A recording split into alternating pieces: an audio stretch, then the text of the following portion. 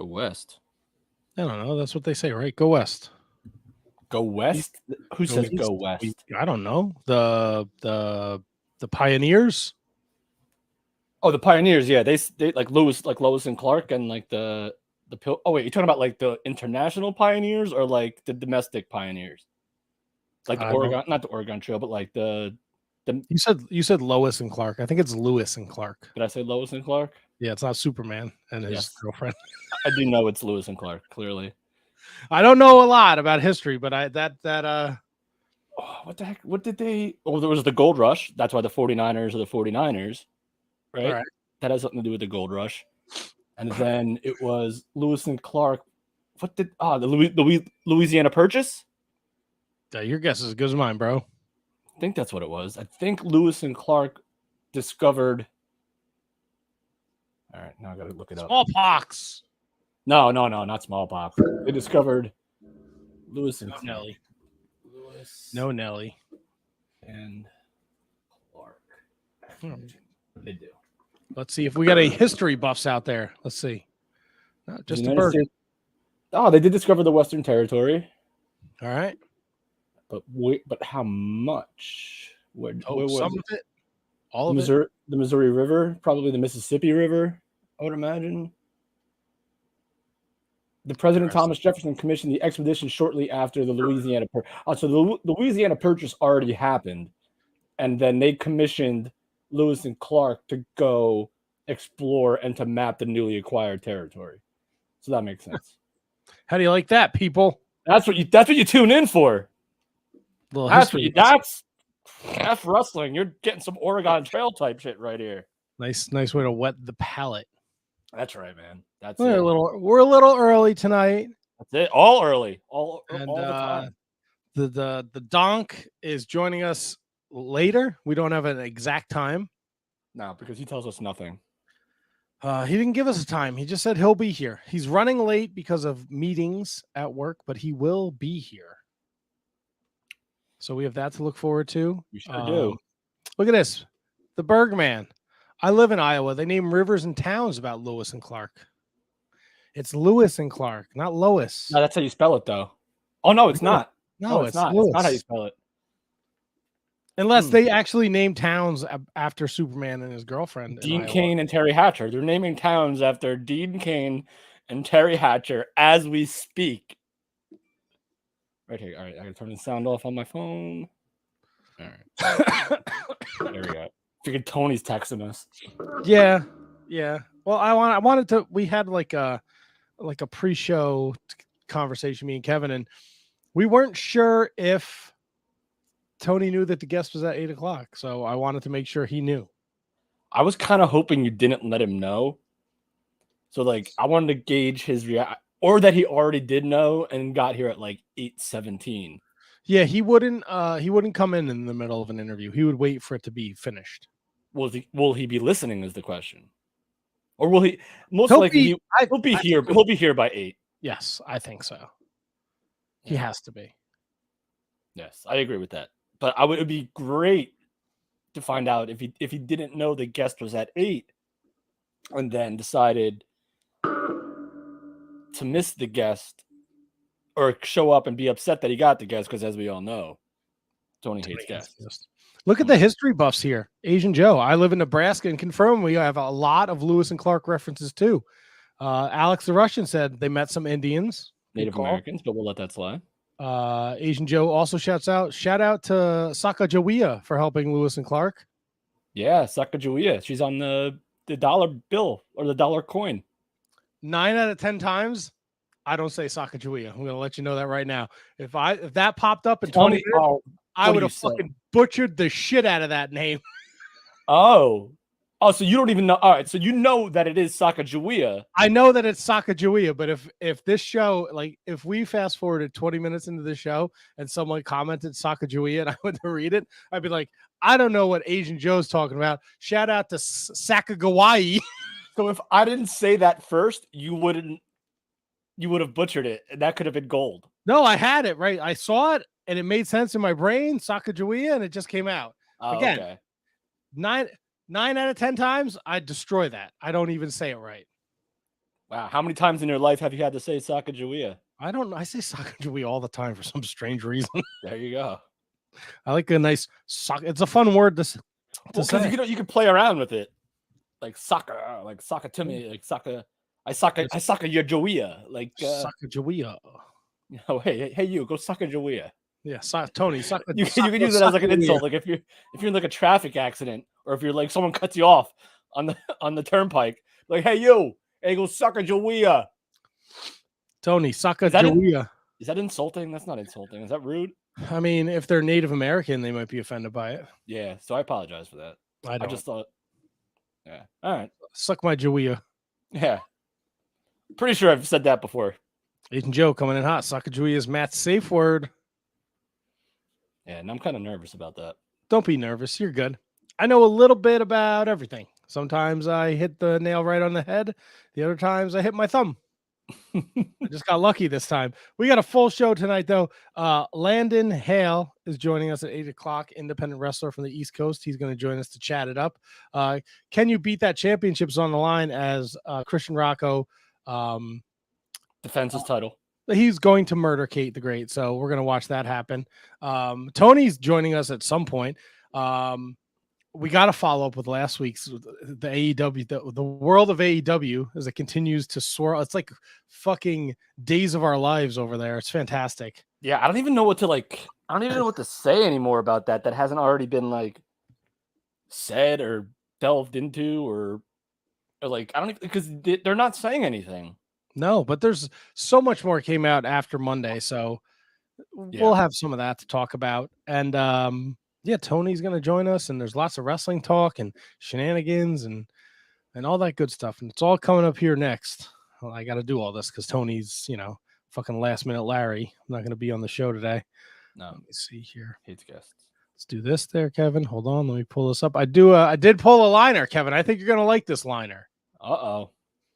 And it's coming at you next here on the Shining Wizards Wrestling Podcast, episode 602. Oh, Mama Joia. The following is a presentation of the Shining Wizards Network, broadcasting live on rantiumradio.com and available on all podcast platforms and at shiningwizards.com. Follow us on social media at Wizards Podcast. Check out our merchandise at merch.shiningwizards.com. Do your Amazon shopping at amazon.shiningwizards.com and become a Patreon supporter at patreon.com/wizardspodcast. As always, we thank you for your continued support. And now, enjoy the show. This is the pro wrestling maniac, Joe Gacy, and you're listening to the Shining Wizards podcast.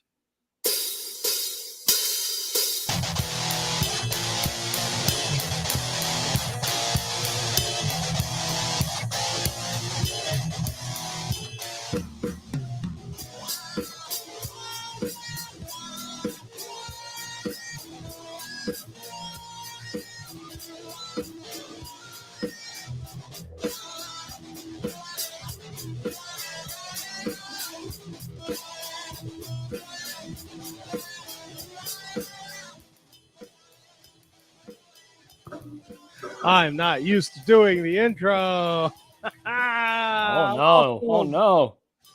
Welcome one and all to another episode of the Shining Wizards Wrestling Podcast, where of course is wrestling talk. And talk about wrestling. I'm also not used to that. So Matt. KJG. Tony fucks it all up when he's not here. It throws off the rhythm. There's a cadence to doing this. There really is. And he does like wherever you're tuning in, wherever you're listening on your ears in the podcast form, on Stitcher and Apple and your Alexa and of course the rant, they can go fuck themselves. Yeah, he's so coming to you live on all your social media platforms, on the FaceBase, on the YouTubes, on the Twitskis, and on the rant, of course. Yes, don't forget the rant. No, Tony would never. Tony would have my neck. See how the rant's doing today. Is it still under construction? Rant is constantly under construction. It's it's a never-ending project over there. Rant EM radio. Oh, we're gonna do this again. Yeah, we are, Tony. Yeah. Because See, Tony, this is what happens when you're not here, Tony. Oh, it's still under construction. Airing Is that- now. LatioCast 0.13.0. Yeah, then you click on it and it's our dumb voices, but Listen live. it's better than whatever that is. No offense to whoever you are. I don't know what's airing. I don't want to. I don't know what a Ladiocast is. That's Did- this. That's Did what I video used. kill the Ladio star? So I used to broadcast this stupid thing. Oh, I thought it was the name of a podcast on the No. radio. See, is it us? You are now tuned in to Ladiocast, a podcast about ladios. It's like the opposite of bootios. I mean, we're live. It's under construction though, so enjoy. Next week on episode 3 of the Ladiocast. It's such like Tony's not here to defend it. It's so archaic, right? At the time, it was cool. We could like broadcast the internet live, but now Yeah. we're on with the wonderful StreamYard. You can watch our beautiful faces on Facebook, YouTube, Twitch, Twitter. Do me a favor. If you're on Twitch at Wizards Podcast, just subscribe, watch for a couple minutes, and then jump back to over here. Because I don't know, we get some weird Twitch summary every week, and it's nice to see if people are tuning into on the Twitch. You know, It's good. eyes on the Twitcher. Twitch it up. So, Gotta Kevin, Twitch how it are up. you, man? Fantastic, buddy. Fantastic. Can't complain. Living the dream. Doing all the typical cliches we say when we open the show, man. I'm good. How are you? I'm good, man. You had a good weekend? Had a great weekend. My weekend started on Wednesday. I mean, I still have to go to work, but All right. Wednesday, dude, busy week. Wednesday, fantasy draft. Nice. Thursday, I went to Hoboken for my buddy's grand opening for his new bar, but I also saw former guest of the show, Peter Rosenberg. Oh, nice. So he was doing a thing down there. I was on the fence about going to that, but then once I realized that my buddy's bar was opening the same night, I was like, well, that's got to do both. And this is the guy that owned the Rock Bottom. All right. Yep. So Mike, it's called Bobbleheads. If you're in Hoboken, check out Bobbleheads. It's on Hudson Ave. You're right saying across from- bobbleheads, like bobblehead collection? Dude, the whole place is like a bobblehead museum inside. Oh, It's that's awesome. awesome. Yeah, it's really cool. So did that Friday, WrestlePro, of course. How was WrestlePro? WrestlePro was awesome, man. Lots of great matches. Kurt Hawkins, Brian Myers, and Danny Moff crushed it in the main event. They went on last, brawled all over the arena. It was dope. Kurt Angle had to cancel, which I didn't know till I got there. Oh, you suck. Yeah, but I so he put out like a video on social media, and I didn't watch it. I just thought it was him promoting the show, but it was actually him bailing on the show. Oh, is he gonna make it up to him? I don't know. Didn't talk about that with anybody. Oh. But also former guest of the show, TJ Crawford made his long-awaited return to the ring Nice. after tearing his ACL. So he had a banger with Aaron Rourke, who's a severely underrated and should be booked everywhere kind of talent. So I love that. Oh, I did get this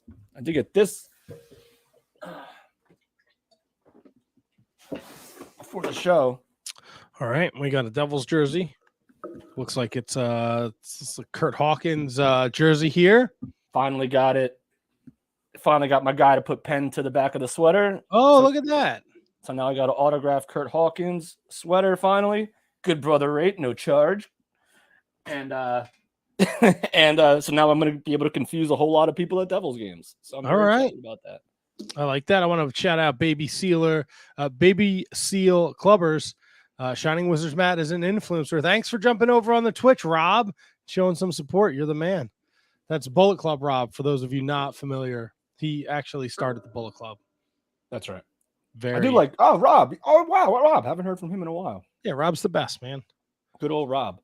But Russell Pro Show was great. I thought the house was going to be a lot lighter than just based on the time I got there. But then once we got there and we got closer and closer to bell time, place was packed. Live event, live crowd. It was awesome. So that was a great night. Cool. Very good. Yep. All right. Yeah. Saturday just went out locally. Sunday, football Sunday, man. It's back. Oh, yeah. That's right. Your Dolphins with a big win over. I'm very happy about that because I hate the Patriots. Huge win. Huge win. They played well. I was lucky enough to be. I got rained out yesterday on work, so I didn't have to go out for work, and I was lucky enough to be able to attend my nephew's first birthday party, which my sister-in-law was so kind at having it at a sports bar and renting out a whole room with about 12 TVs in it. So my head was on a swivel from 1 to That's 4. the best, right? It was awesome. What was the name? Where was said sports bar? What was it called? Gabriel's in Piscataway. Yeah. Well, good job on Piscataway, Gabriel's, for having every single TV on. Not gonna lie, wouldn't go there after dark, Kevin. Oh, bad neighborhood. Little sketch, my friend. The bar was attached to like a motel. And there were definitely security guards at the door, and we walked in at 1 o'clock. Did you stay at the hotel? No. We went. And the party was like 1 to 4 o'clock. We had our own separate room, so we weren't there with the common people. I was rocking my fish gear. Nice. And boom, right there, smack dab, at where I was sitting, right in front of the Dolphins-Pats game. So I enjoyed it. Nice. Happy birthday to your nephew. Yeah, his birthday's actually tomorrow. Everett will be 1 year old tomorrow. Nice, Matt. I also got because where I get off the Parkway, it's like right by a Target. So I always check. I had to get some stuff anyway, but I always check the figures. All right. Yep. And so you know how I only collect wrestling figures of current figures of guys and girls who have been on the podcast. Correct. But I made an exception for this guy because I've known him for a long time and I've seen him work a lot. So I got me a little Johnny Hungy. Nice. Big Johnny Hungy guy. Couldn't put it away. So that's why I think I text you guys asking, because they had a Stu Grayson too, and I couldn't remember. Do you remember that one time we did that that face to face with player? Remember when we were doing that face to face gimmick where we were doing like we had Amazing Red and Brian XL, and then we had player Uno, and it was actually the Blade Pepper Parks or Braxton Sutter, who I wasn't sure if it was. It took me a second to remember if it was him or if it was actually Stu Grayson. So it was the Blade. Nice. So I did not get this, even though I kind of wanted this Stu Grayson. I didn't get it. All right, got to control myself. But Got very that. happy to have Hungy in the house. Got these puppies in the mail the other day. What'd you get? Whoosh. The retros. We want retros. The Hart Foundation, Nikolai Volkov, and Jimmy Hart. I gave up on the retro line. Can't do it. It'll be impossible for me to complete it, so I just can't do it. Yeah, I got to pop those suckers open. Oh, you're letting them breathe? Oh, come on. You know I order 2 of everything like a psychopath. Oh, that's right. I got my my Ultimate Edition New Generations over there too. You got you got the ring? Oh yeah. Oh, so you got the ring. Did you order the Raw set with Taker, Razor Ramon, and Kid? No. Okay, so that's not that might not be out yet for all I know. That's not the I ordered the I did the Doink. Yes. Yeah. Doink Diesel. Did you get Mach? Macho is on the way. Should be on the way because I got in before that date. So did you are you going to open that? I opened it to look at it, and that's a big ring. Where are you gonna put that? I don't know. I have it. It's in the box. It's a big ring. All these other I'm gonna need like I don't know, more room. I need a bigger boat. I'm gonna need a bigger boat for this new gen.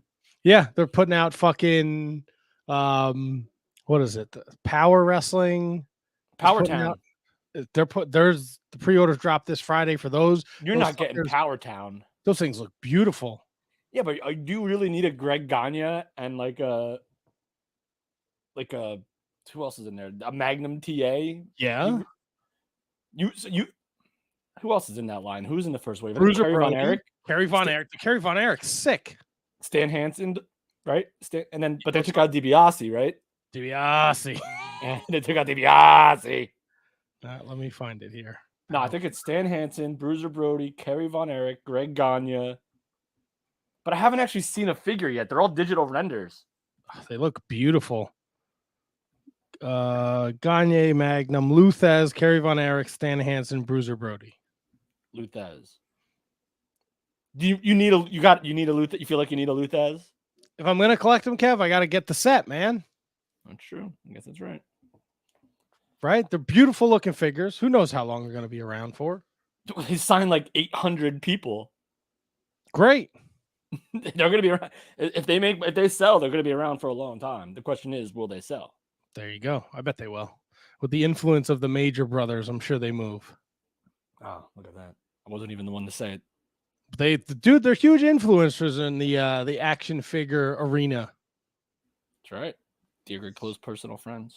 All right. Brian and Brett Major. Enough of that. That's right. Enough of that shit. Oh, cool. Right. How'd your so I started a Shining Wizards fantasy football league. Nice. Did you win week 1? Yes, I am in position to win. To beat the good doctor, Mr. Danny Russ. I'm looking pretty good there.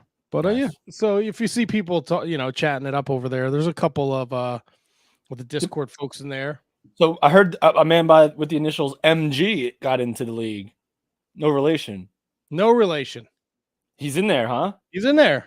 How did he do? He was the 12th team. I'll tell you right now. Let's look. Bro, I'm in 4 leagues. This is a lot for me right now. Yeah. That's why, like, I'm the one that I'm in. Like right now, like it needs all my attention. If like anything else isn't like super like worth the effort to put into it, because this is like a big money league. There's only so much you can do, Kev. That's it.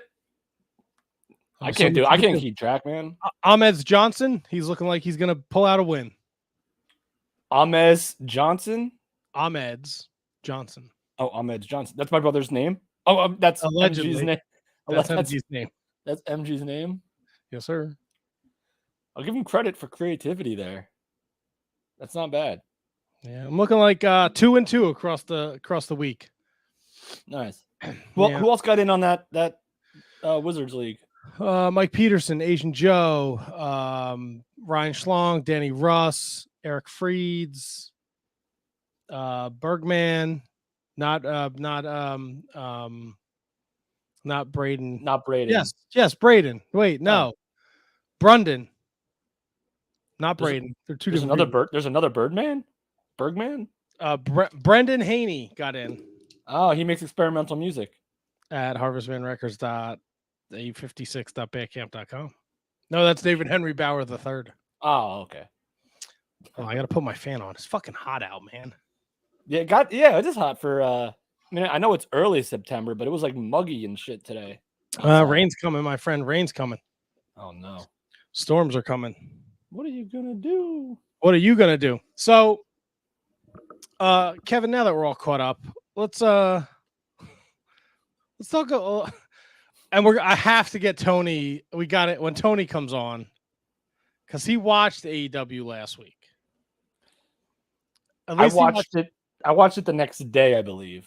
At least, yeah, because you said you weren't going to watch it because you had your draft. I don't think he watched the whole show.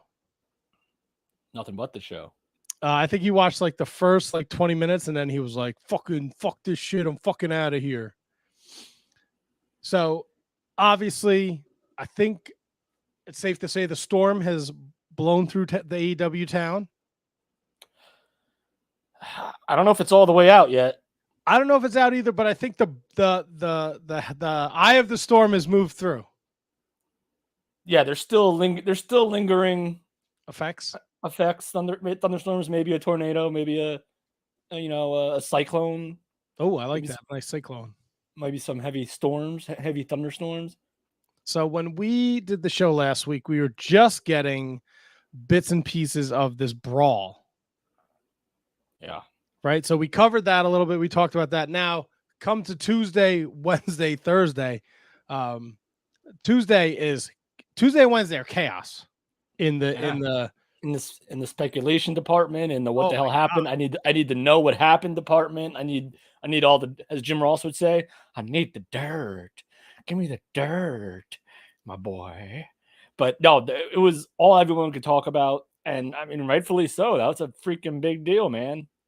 Huge deal. So when we signed off Monday night, and if you didn't listen to last week's episode 601, Magic Jake Dumas, a gem, Wizards Rewind, awesome. Check it out. It's in the archives.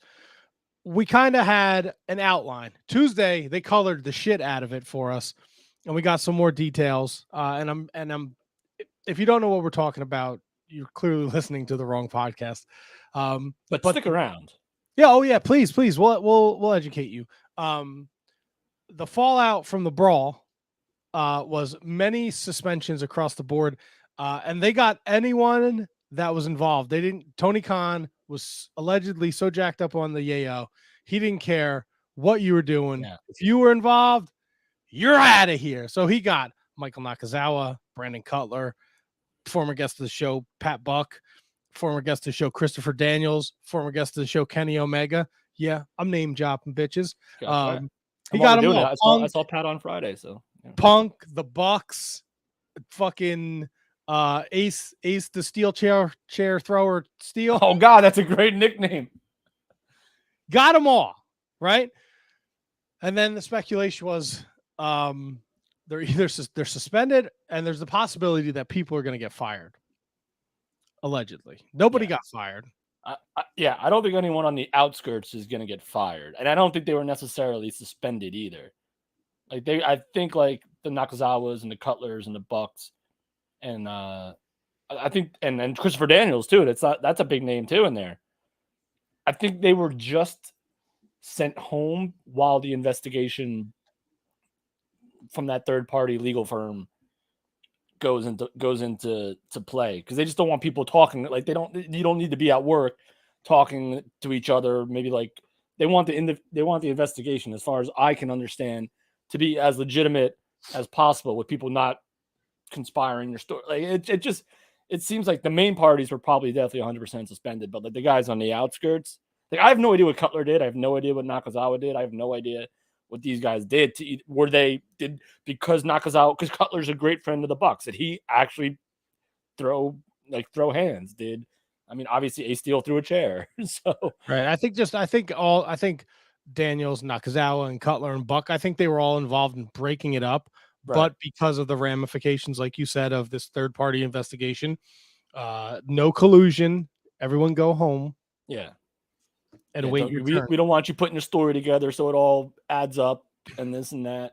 We want you to tell the truth as you see it, and that's it. So they might be back on Wednesday for all we know. We don't know. That's true. Yeah, you don't know. So we got this cascade of news just raining down on us Tuesday. In the middle of all this, we find out that apparently Malachi Black has been granted his release for the time being. What does that mean? So I heard it referred to as a conditional release. A highly conditional release. According to Fightful, he's done for the foreseeable future, but the highly conditional release thing is like he can't go. I'm assuming it means he can't do other things. No, I think he was given the option to finish up his indie dates, and this is just clearly speculation, but I know he canceled a bunch of them. But I don't think you're going, like, the idea of seeing him in WWE in like a year, I don't think is going to happen. He signed for 5 years with AEW when he jumped over, and I'm sure there's a lot of writing in the contract that's not going to allow him to go there. But more importantly, it's his mental health, which is the reason why he has asked for his release and time off the road and relief. But that's a huge it's a huge blow in the middle of all this fracas. Yeah. There's a whole other story that deserves just as many headlines as Malachi Black, which is weird though, because he was like upset, or at least I read that he was upset about the House of Black not being put in. Like when he came in, he was in there with what? With who? Cody? Cody? Yes. That was his first feud. And then now he's like, he's not in a bad spot, but I mean, that roster is so bloated that, and the names that probably do deserve a billing over him, but like not like it's a weird circumstance, because Malachi Black should be a top guy. He should have been a top guy in WWE. Like he should have been a main event guy there.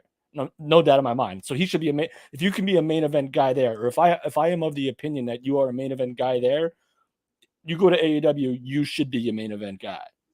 But now, what can you do when CM Punk comes in? What can you do when Cody's still there? What can you do when Daniel Bryan comes in? What can you do when you have MJF, who's an emerging young star, and you have to at some point create the illusion that you can create your own, not the illusion, create the optic that you can create your own stars. A guy like Malachi Black does get kind of like, he was in a good place with the Miro stuff. I thought that was cool. That's a top card match right there. That's a big time main event match anywhere in the world.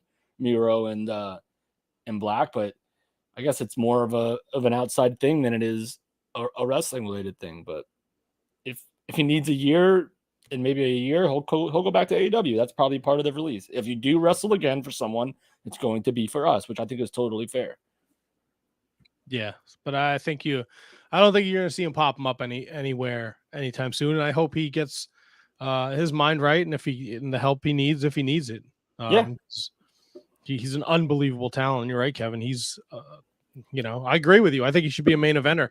I think he does an amazing job at telling stories.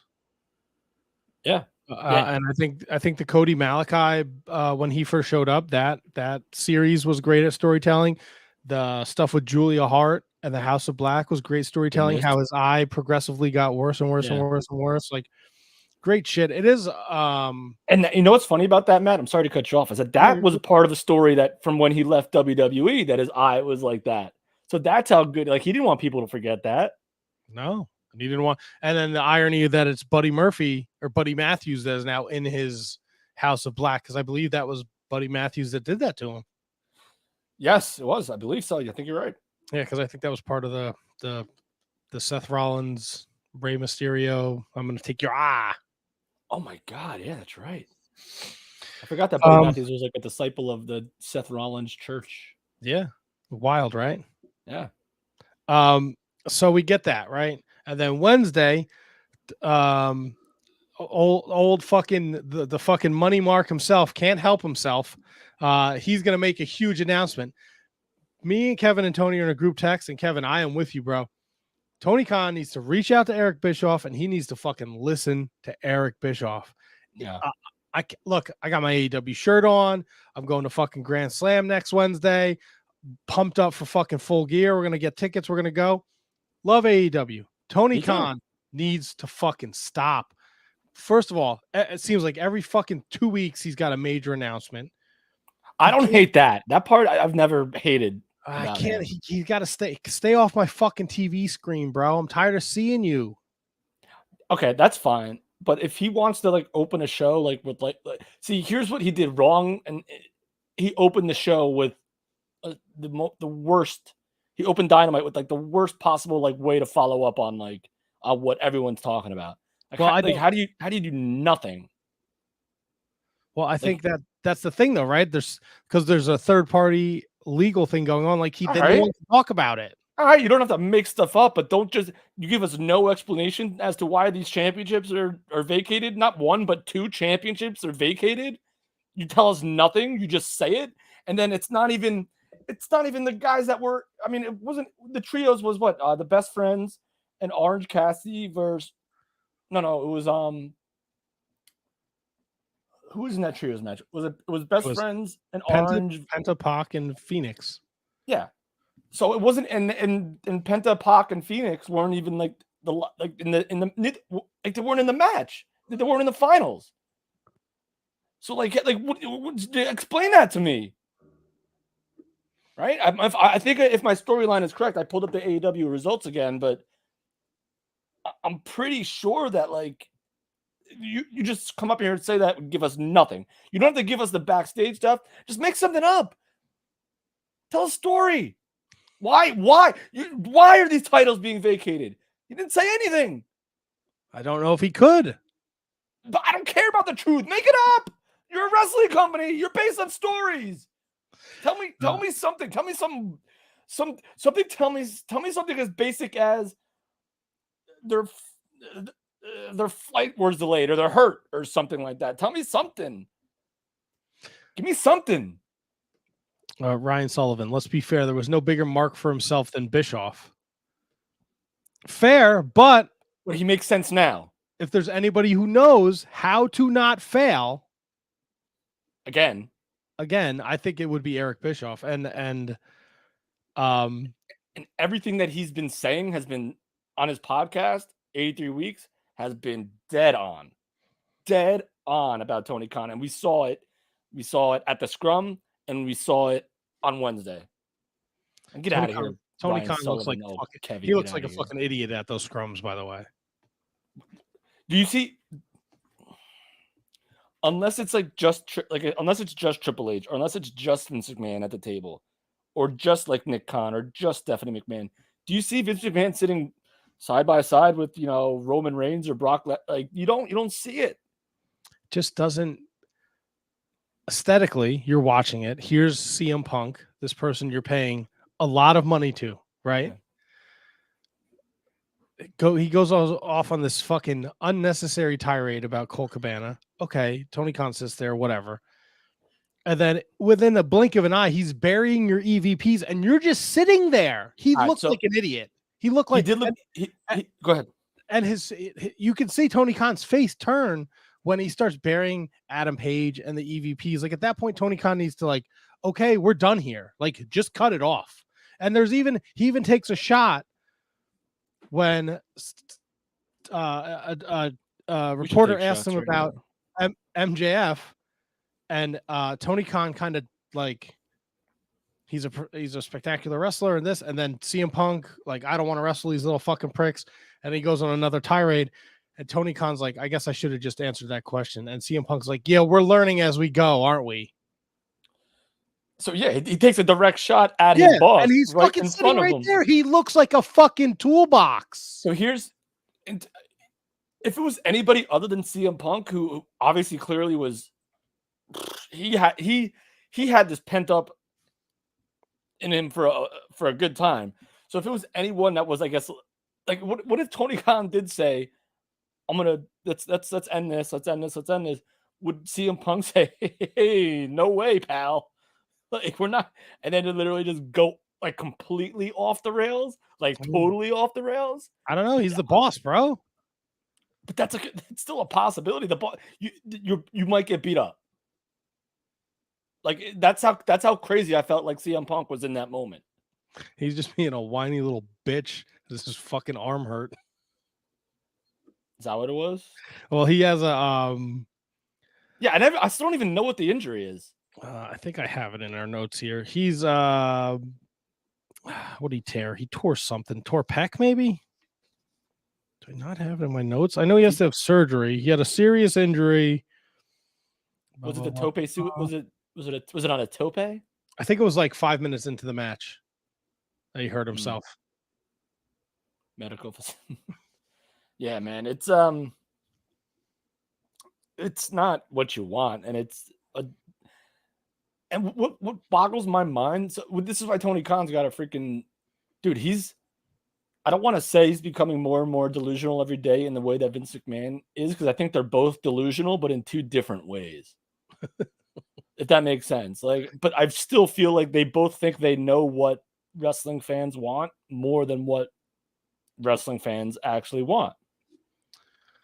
I think like Tony, he's like, I mean, the numbers don't lie. Tony Khan's books terrible third hours. Second hours. And I'm not saying I don't enjoy them, because I do, man.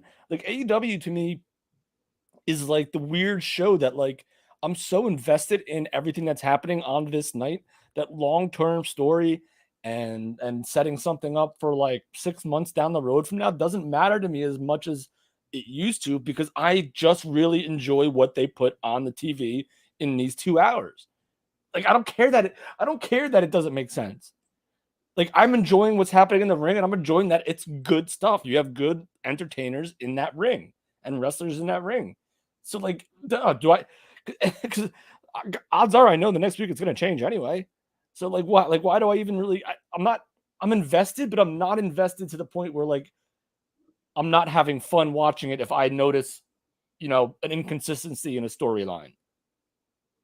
Like, you know what I mean? Like I'm happy to be watching what it is, because it was an alternative And it is still an alternative to something that has been so bad for so long that is just starting to pick up the pieces now. And it might still be a little while till they start running on all cylinders. But here's the difference. What they'll do, what Triple H will do, and what, all the head writers will do, and they'll make sure that it does make sense. So not only are you invested in it on a weekly basis, you're invested in it that much more because now everything makes sense every single week. Whereas with AEW, I'm invested for 2 hours, boom, every week, no problem. But it could be completely different reasons why every single week.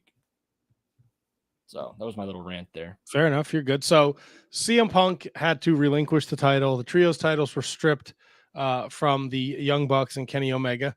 And we were presented with a tournament format Wednesday night where it saw Jericho get a bye for being the world champion, first world champion, and Moxley got a bye. So the reason what he said that Jericho got a bye was because he was the first world champion. I don't have the reasoning. I was wondering if you had it on memory because I don't remember him saying that, but it's definitely possible. I mean, the merits were weird. The merits were weird as to why they picked who they picked. Well, I mean, they picked all former world champions. Well, and Sammy Guevara and Darby Allin and Daniel Bryan. Yeah, like who did Daniel Bryan ever beat? If Malachi Black didn't leave, maybe he would have been in the scrum. Yeah, I don't know. I mean, what are you gonna do? I don't hate the tournament. That's what you got to do, in my opinion. Like you can't just like the trios championship. They just took 2 teams and put them together and like boom, you have a champ. I mean, you couldn't bring back Page because he's in this tournament. Right. Look, I'm sure I would love to see what the plans were going out of All Out if, CM Punk A doesn't hurt himself and B doesn't fucking self-destruct. How much do you think people actually give a shit about Kenny Omega in 2022 in America?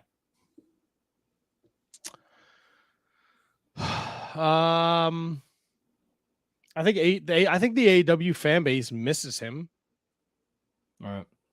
But how much, I guess, crossover appeal is what I'm saying. Because I'm sure you know this. I'm sure everyone. I'm sure Kate knows this. I'm sure Ryan knows this. I'm sure the Mark Order podcast in full knows this. But the audience dropped significantly when Kenny Omega came back, and then again.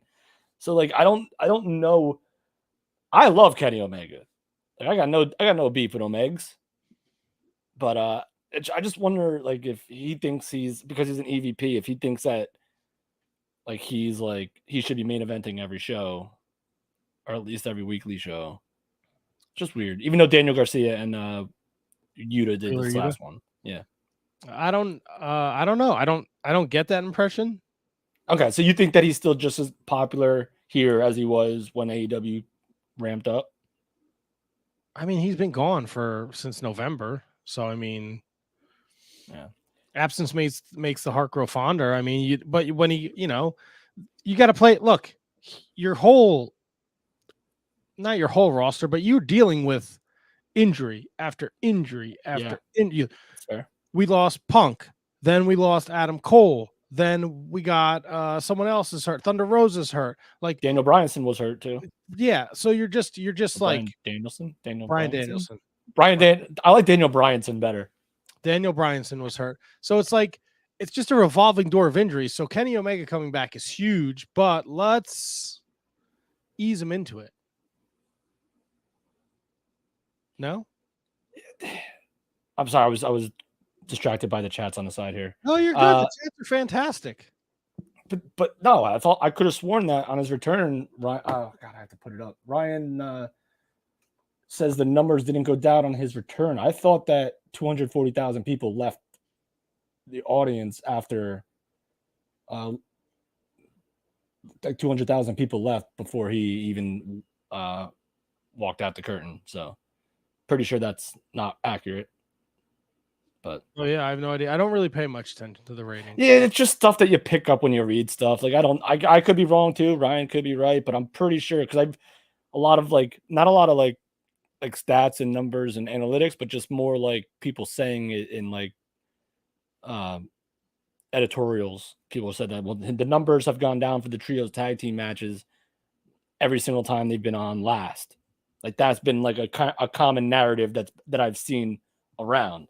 And Kenny Omega just happens to be involved in a lot of those. I'm not saying all of them, but again, I could be wrong, but pretty sure that's a thing. But yeah, so I don't know. AEW is a crazy place. Yeah, so we had, as you mentioned, we had new trios champions crowned. Penta, Phoenix, and Pac, known as Death Triangle. Pac, the first multiple title holder in AEW history, because he's rocking the All Atlantic. And, at the same time. Oh, okay, at the same yeah. time. Yeah, okay. And then our tournament, which we will find out who the new champion is at Grand Slam. And I'm saying we're getting Moxley and Dragonson. Dragonoff. Dragonoff's That's making my the call, jump. because we're getting Jericho and Danielson this week, and on the other side it's Moxley and Sammy Guevara. It's 100% going to be. I agree. I think. Who did you say you think it was? I think it's going to be Moxley and Dragonson.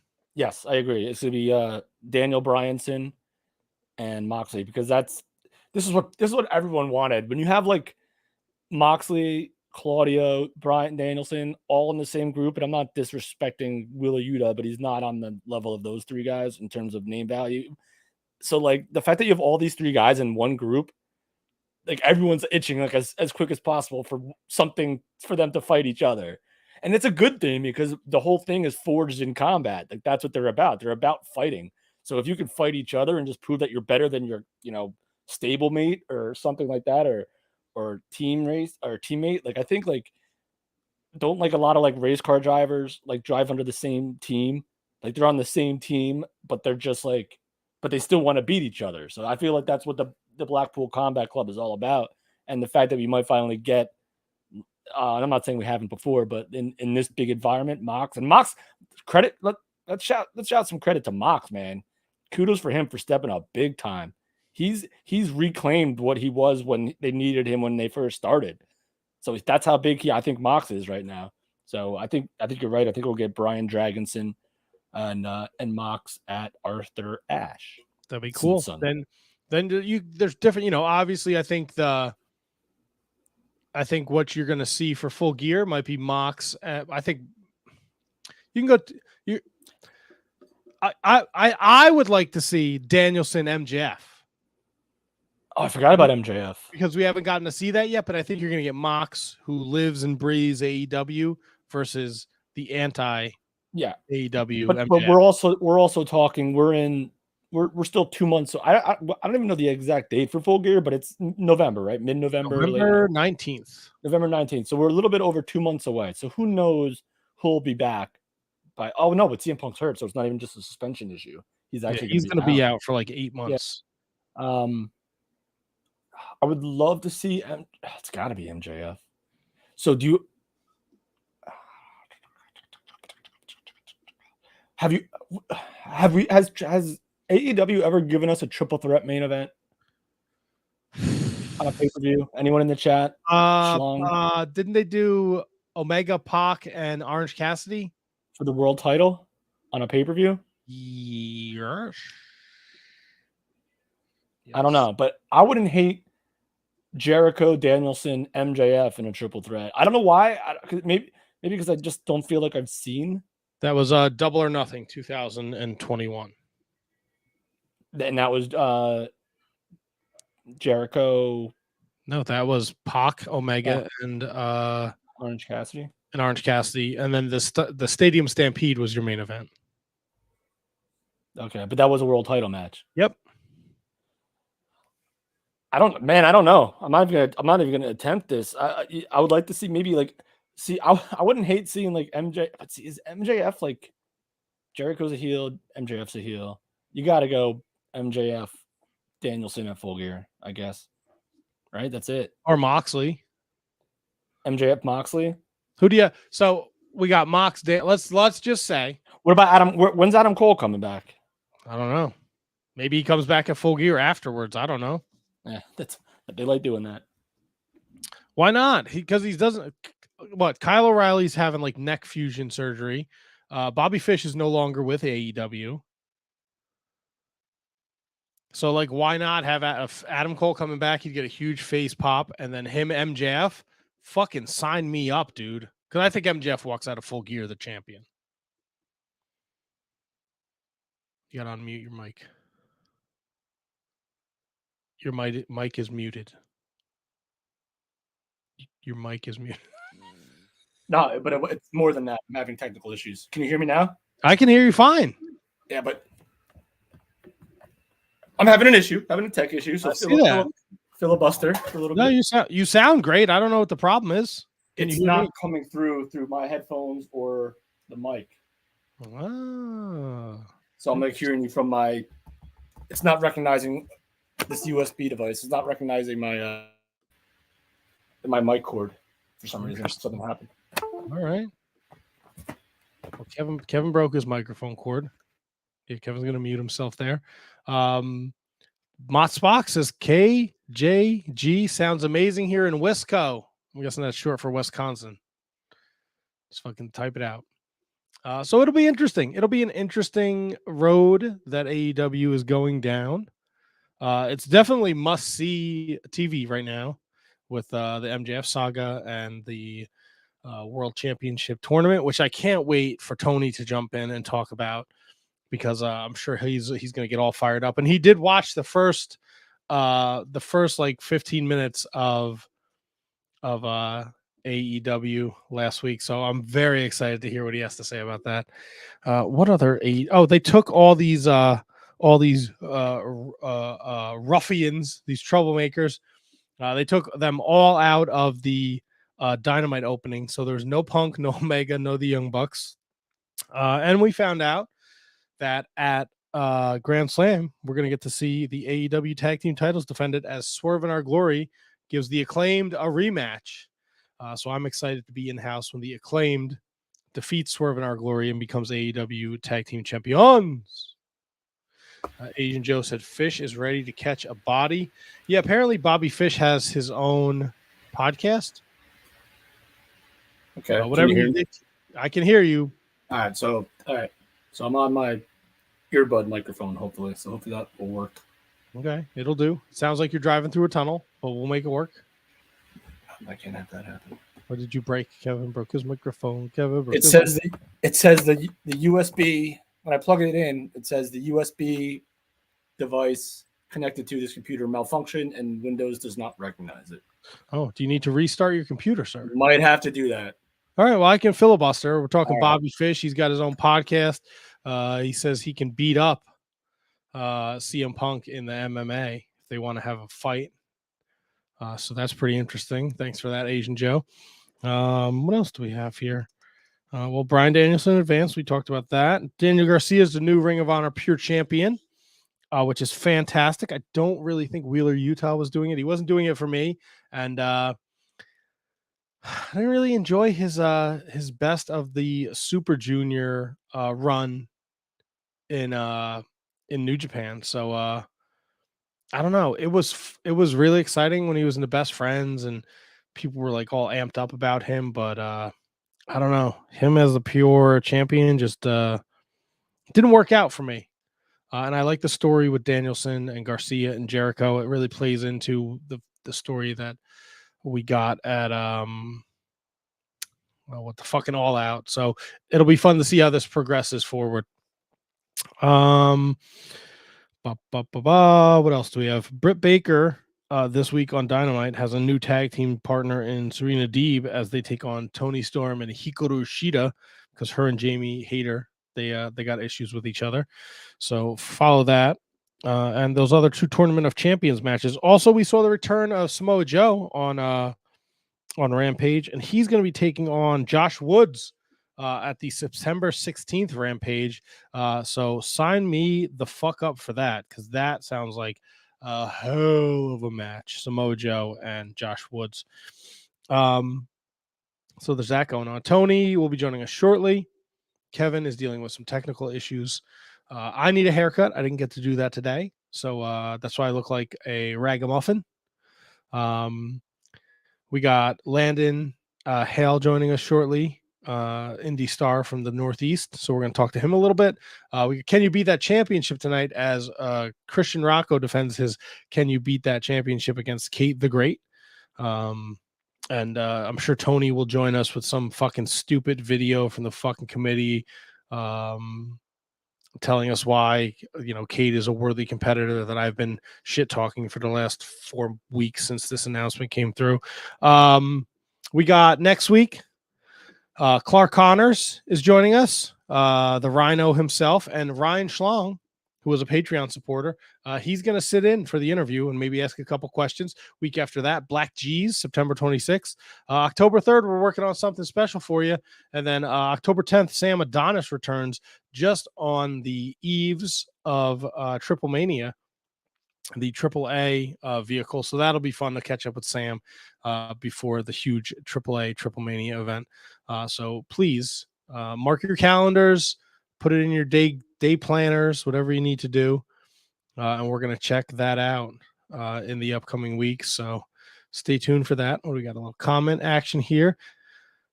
Kate says she loves Sam. I Am Sam. Was that a movie, right? With that fucking Pearl Jam song? Mott Spock. Garcia as pure champion. Interesting. See where he goes. I would really like to see where and when this Ring of Honor thing is going to, get those wheels rolling. I know they just announced for New Japan's Royal Quest that FTR will be defending their titles against Aussie Open. So that's pretty huge. They're the IWGP Heavyweight Tag Team Champions, just in case you forgot. They just haven't had a chance to defend them yet. So that'll be fun. It looks like I am having internet issues. So this is fun. The storms are coming. It's hot. It's humid. No sign of Kevin. No sign of Tony. I'm here all by myself, chopping it up. I'm going to use this moment to plug something, guys. If you are a wrestling historian, if you enjoy the olds wrestlings, Inside the Ropes put out the Wrestling Almanac. It is the complete wrestling statistics from 1989 to 1990, and this is wonderfully put together. It is a beautiful, beautiful piece of literature. They cover the big stories from 89 and 90. They have every single wrestler's results for that year from all promotions. So if you want to know what Dino Bravo did in 1989 and 90, he had 45 matches, he had 33 wins, he lost 9, and he had 3 DQs. And these were all televised matches. And they have these results for every single wrestler in this almanac. It is fantastic. It has a star rating for all the Coliseum home videos, all the match listings. It is really just a fantastic piece of reading. So check that out, because I always want to put over Inside the Ropes. And then their latest magazine, little Vinnie Mac on it. They did this cool thing where they put together the top 100 matches of the last decade in chronological order. So we start in 2012, and this goes all the way to 2021. They only have the first 50 in here, but there's some bangers in here, some things I want to go back and watch here. So if you are looking for a nice wrestling magazine to check out, Inside the Ropes is a fantastic publication. Can't put over this almanac enough. This is great reading material. Lineages, histories of titles. This is good if you maybe you're going to challenge for the Can You Beat That Championship. Check that out. What else? I'm dying over here, guys. What else do you guys want to hear me talk about? I have a ton of notes. We talked a little AEW. I did an interesting thing the other night that I put out on Twitter. I decided to watch the first ever TNA NWA pay-per-view because I've never seen it. That was the point in my life where I stopped watching wrestling. So there's like a gap. It is like, I don't know, WrestleMania 17, 18 till like the Punk's pipe bomb. So I was not really watching wrestling at all. So I decided the other night I was going to check it out. It's like a 2-hour show. It's on the Impact Plus from the Asylum. So I threw that on the TV box, and it was quite enjoyable. Kevin's back. He threw his arms in the air. He looks very frustrated. So I watched that the other night, and I really enjoyed it. Ed Ferrara is a fucking freak of nature. I don't know who told him it was a good idea to rock the dreadlocks, but he looked like a fool when he came out in the TNA NWA first ever show. All right, I think I got Kevin back. Got me? Hear me? Yeah. You're back. Yeah. So I just had to went upstairs to get the extra mic just in case, but just had to unplug it from the actual mic, not the USB port. Now I guess it works. All right, great. You're back. Good, because I was fucking dying on a vine there, my man. What were you talking about? Well, I finished talking about the AEWs. Put a little bow on that, and then I plugged this fantastic wrestling almanac from Inside the Ropes. Ooh, a new wrestling almanac. Yeah, they go deep on 89 and 90. So it's a yearly. It's an 89-90 almanac. Oh yeah, it's fucking fantastic. So Inside the Ropes is from where? They're from overseas, or are they from here? No, they're across the pond. So would they be the equivalent to our PWI almanac? Yes. Nice. And I think, okay, so I have it here because I did read this. There was a wrestling magazine over there that was, oh God. Where was it? Oh, man. So, Matt, forget about that. It's not so important. No, there used to be like a very popular British wrestling magazine. And Grapple? No, it wasn't called Grapple. But this Inside the Ropes is essentially, it had gone away for a couple of years, whatever the magazine was, and then they decided to revive the British wrestling publication, and it's Inside the Ropes, and it is fantastic. So Inside the Ropes, safe to say, is the only publication over there that matters. Yeah, it's safe to. It might even be a close second to the PWI over here. So you would put it on that level. Oh my God, it's amazing. Great articles. They get in the Wayback Machine a bunch. They cover a lot of great topics. It's really an enjoyable read. Love the Wayback Machine. Yeah. Big Wayback guy. Anything you'd like to talk about before we move on from the AEW? Oh God, I wish I knew where we left off. But no, I guess I'm pretty good. So I was thinking about this because we've had like a lot of returns lately, like a lot of big like surprise deal, like I guess starting from Cody at WrestleMania, Gargano on Raw, Dexter Lumis. Really? I'm not putting him in the category of these three guys that I'm naming. I mean, I'm a big Dexter guy. I'm a huge fan of his. But I was thinking because this is just something that I was thinking about it, so I thought I'd run it by you. So you had Cody this year, right? So far this year, you had Cody coming back to WWE. You had Gargano coming back to WWE. You had MJF coming back to AEW. And you had, I guess, if you want to throw in Braun Strowman in the coming back to WWE category, I wouldn't. But so let's just go with these three. Okay. On enjoyment and in like importance, where would you rank those three? Gargano, Cody, MJF. You could do it twice. You could do enjoyment, and then you can do like significance. Oops, sorry. And if I'm forgetting someone in the chat, please let me know. It's got to be this year though. So Punk doesn't count. I would go Cody, MJF, and Gargano. Like I which way? In terms of what significance? Yes. What did you and maybe both for you? Yeah, that's probably the same for both enjoyment and significance. I think Johnny Gargano is an unbelievable talent, but I don't see where he fits right? Like it's fantastic that he's back, but what Roman has both titles. He's the undisputed world heavyweight fucking champion, right? No shot. They put Johnny Gargano in the ring with no shot. Okay. Walter is your IC champion or Gunther, whatever the fuck you're calling him. Yes. Okay. Maspak, Karrion Kross, and Scarlett. That was Move your pretty cool. needle. That's That a was great pretty call. cool.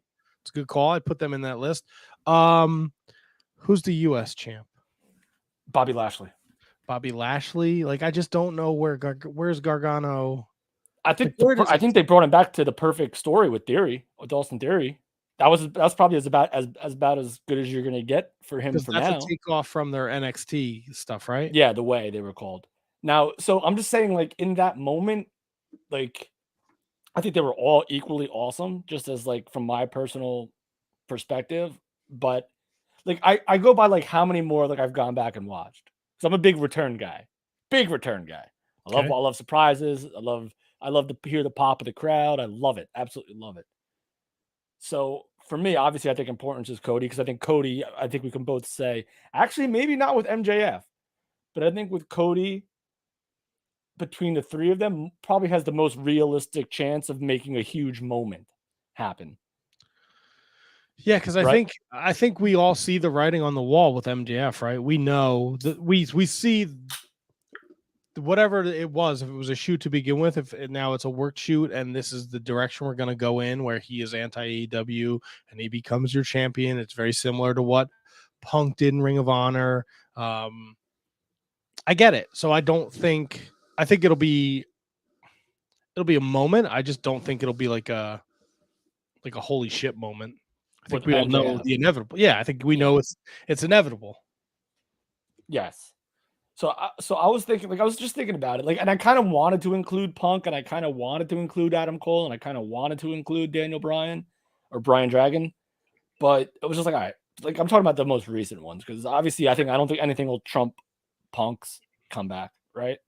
Like that's like we can all agree, like in the last like couple years, like that's like the biggest one of them all, right? Yes, without a doubt. But I think in significance to me, I probably do the same thing, even though I loved Gargano's reaction because his was like so like his return was awesome. It was so genuine and he was like so legit happy to be back.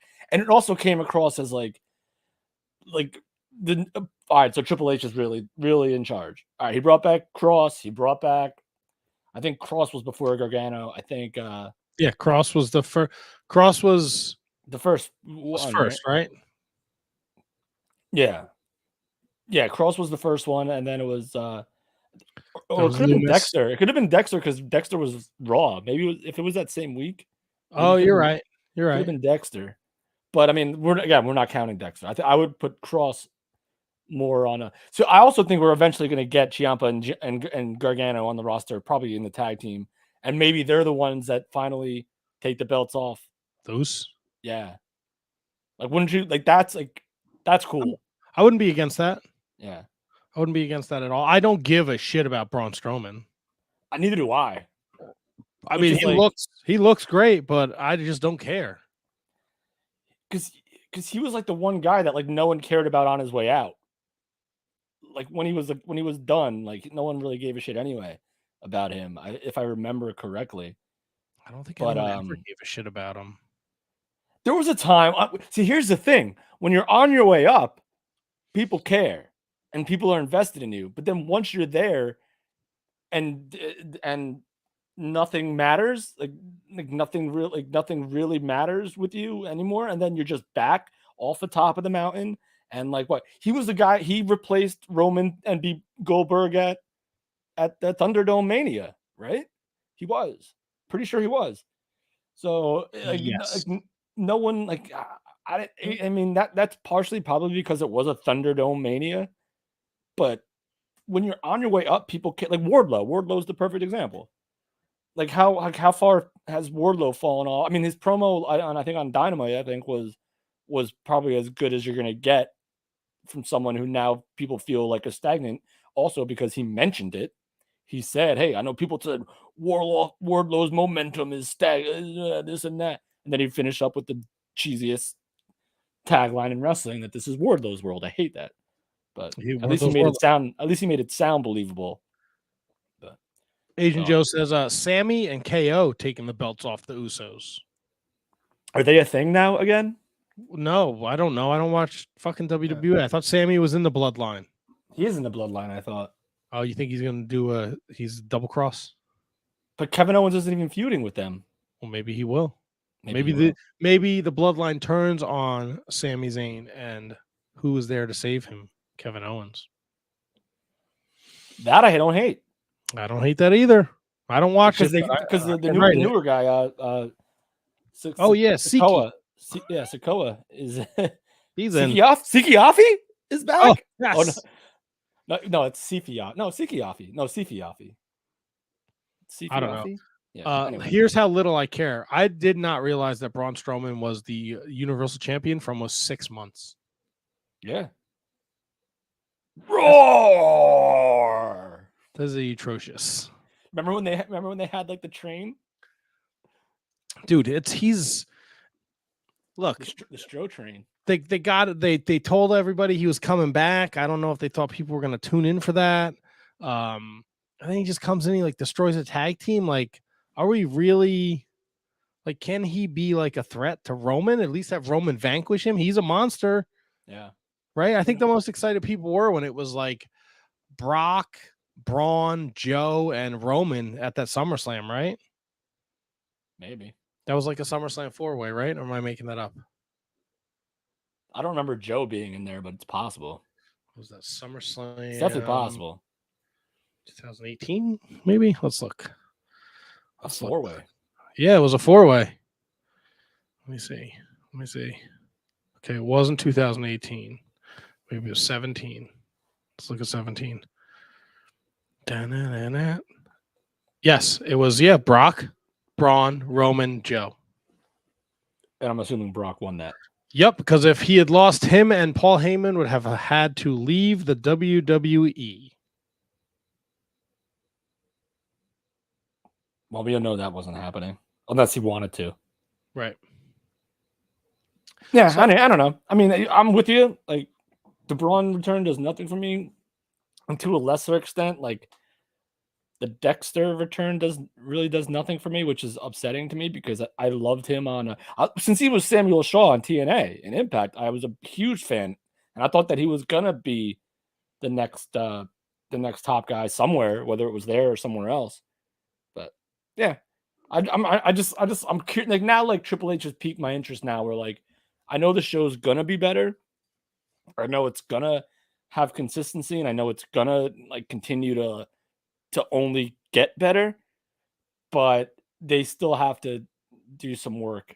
And the Dexter stuff, other than him sliding under the cage from underneath the ring while the Miz was coming down, that was the funniest thing I've ever seen. Yeah, it was like the meme of the week. Yeah, that was it. I did love that, and I think eventually I could see the same thing like you just said with the Bloodline and Sammy. I can see the Miz, going after Ciampa, then Gargano makes the save, and now you got boom, Gargano Ciampa again.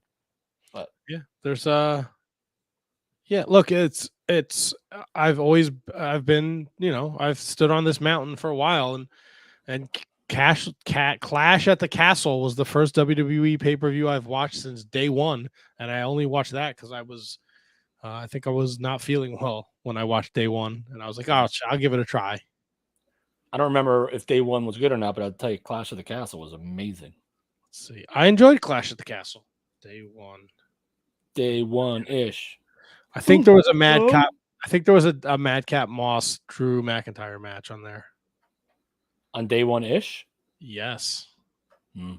That's unfortunate because Madcap Moss is not the guy that he is now. Let's see. Day one from this year, we had the Usos beat the New Day. Drew McIntyre, Madcap Moss with Happy Corbin. RK Bro were your Raw Tag Champs. They beat the Street Profits. The Edge beat The Miz. The Edge. Becky Lynch beat Liv Morgan. Oh, this is where Big E lost the title. To Brock in like 5 seconds? Yep. Brock beat Big E, Seth freaking Rollins, Kevin Owens, and Bobby Lashley in 8 minutes and 18 seconds. God, what a disappointing run he had. Through no fault of his own. Yeah, man. At least he's doing better. I hope. I can't wait for. I can't wait for him to come back, man. There was I think there was a picture yesterday floating around of him at a football game without the neck brace on, enjoying himself. So. Yeah, I mean, I haven't been keeping up, and I haven't really seen any updates on him, so I don't know. You saying that he was in a neck brace until now was just news to me. Yeah. So down since. So I don't know where Tony is, but Landon Hale should be joining us shortly. Very excited for this. Yeah, it'd be a good talk. An independent star up here in the Northeast. He's making big things. I'm not super familiar with him. I'm not going to lie. But we put out that we were looking for to see what people wanted to hear on the show, guests, and we got a lot of requests for Landon Hale. So it'll be fun to chat him up shortly. He's also a chiropractor, so that's interesting. That's got to come in handy. Hell yeah. That's got to be good. People probably always want him around. I don't blame him. No, can't blame him. I don't blame him at all. So, and I don't know what Tony's deal is, but he should be joining us shortly. I hope. The donk. How are we going to talk about NWA without him? He's the NWA expert, so although I did watch NWA both shows this week. Nice.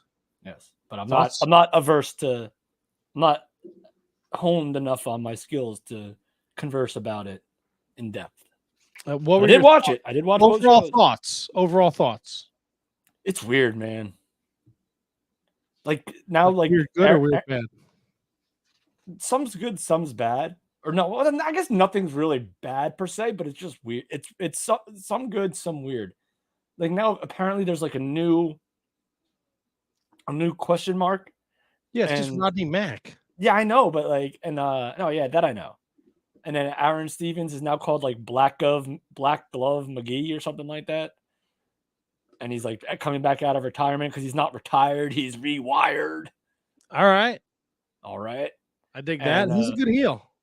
God damn. No, it's not. I mean, listen, you got to reinvent, right? Yes, you got to reinvent. And Billy Corgan saying that. I think it was what was the pay-per-view where it's 2 nights? What was it called? NWA 74. Oh, that happened already? That was that? Yes. NWA 74 happened. So what's the next one? What's the one that's coming up? Hard Times 3. Oh yeah, that's right. That's taking place down in New Orleans with the help of our friend Luke Hawks. That's right. Because it was weird. Billy Corgan came out and said like he said this as an owner of the company. He's like, the 2 best shows of the matches both involved Camille. And I'm thinking to myself, like, it's a weird thing to say. Is like, I mean, if you truly believe it, God bless you. But it's a weird thing to say on your TV show. I thought. I'm not curious. And I'm a big Camille guy. He's trying to put her over. Yeah.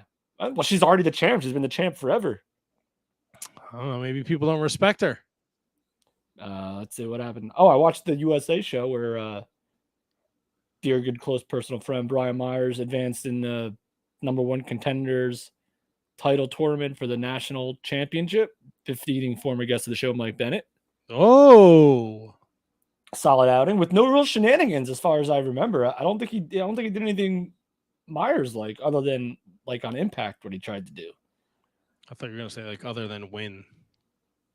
Why is winning mischievous? I don't know. He wasn't doing it for a while. In Impact, he was. Yeah, not in WWE. No, but that's all right. That's long gone. That's in the rear view. All right. Well, what's not in the rear view is our guest tonight. Let's bring on Mr. Landon here. Let's do it. There we go. How are you, sir? Doing good. How are you guys doing? Can you hear me well? Yes, sir. Yeah, baby. Coming in loud and clear. We're joined by Landon Hale at Hell Yeah. That's HALE. Yeah. 3 on the Twitter machine. Landon Hale 3 on the Instagram. And he's got a Pro Wrestling Tees store, prowrestlingtees.com/Landon Hale. Big independent star from the Northeast. Now, I was very transparent with the fans earlier. Not super familiar with your work, but we put out about a month ago who people would like to hear on the show. We got a lot of requests for you. So I said, we're all going to do this together. We're going to learn about Landon Hale. Absolutely. It's an honor. Thank you for having me, guys. Appreciate it. And if you follow Landon on Twitter, there's a unbelievable clip of you countering a shooting star press with a lifting knee, which is, I feel sorry for the young man you hit in the face with that. Eli Knight. Yeah, No, he went to sleep. He went to night. Yep. We definitely know each other really well. The first time I actually fought him was last year at the Future Showcase presented by Action. This was during the Scenic City Invitational weekend. And I was in a triple threat. It was with him and the Whisperer. And then following a few months later, I wrestled him at Southeast first, and it was me and him just in a singles match. And so we knew each other's move sets back to back. So it was really like, reversal after reversal, because we knew how well we worked with each other and understood how well we understood each other's, moves and stuff like that. So I had to get it for him. It was lights out for him. So when we put something out like this on Twitter and you see that people like tag you and say like, oh, I want to hear Landon Hale. I want to hear from Landon Hale. How does that make you feel when the response is like pretty much like, we want Landon Hale on this show? Like, how does that kind of make you feel? I'm feeling very fortunate and very blessed, because at first I was actually wrestling in Georgia. And so trying to, get my name up in the Northeast and, just seeing people following me and understanding like who I am, because it's like I've been up here now since I want to say April or May, and just slowly making my way into the Northeast. And then a lot of people are interested in who I am. It just means the world to me. So I'm very thankful for them. I'm very thankful for all the fans. And you'll be making your return here to Jersey on September 25th. I know you have a vlog, but you put out the spoiler about an hour ago. You'll be at Invictus on September 25th in Ridgefield Park, taking on Jack Tomlinson. How has your experience been in the Jersey independent wrestling scene? It hasn't been familiar with me, just because there's only been maybe, I want to say two or three times I've been down there. So the first time I ever experienced New Jersey, I was actually there for a Jay Lethal seminar for We Are Wrestling. And Jay Lethal picked 4 guys to be on the pre-show, and I was fortunate enough to be one of them. And that was my first match in that building. Then I did Colossal Championship Wrestling last month. It's a new promotion. And I was in a triple threat match there. And then finally the show for Invictus last month, I debuted against Nikolai White, which was one of my favorite matches of this year. So it's been very familiar, but I'm slowly, picking my way up, because I know everyone runs out of the Mecca. That's what everyone calls it. So that's what everyone calls is the Mecca. So I'm excited to see what other places and, other matches that I have in store for there. So I know it's not going to be my first rodeo there now. I've had a few more matches, but I'm ready for the years to come. Is it has the Jersey fan base been nice to you? Because they could be pricks, and if you're from the South, they don't treat you well. I have a Southern charm, so I try to get my way around it. but they've been good with me though, man. So it's been pretty good. I like the fans there, so they've been really good with me. You make like a nice Southern lemonade. Southern lemonade, yeah. Anything you want, sweet tea. We got moonshine. We got bourbon. You know what?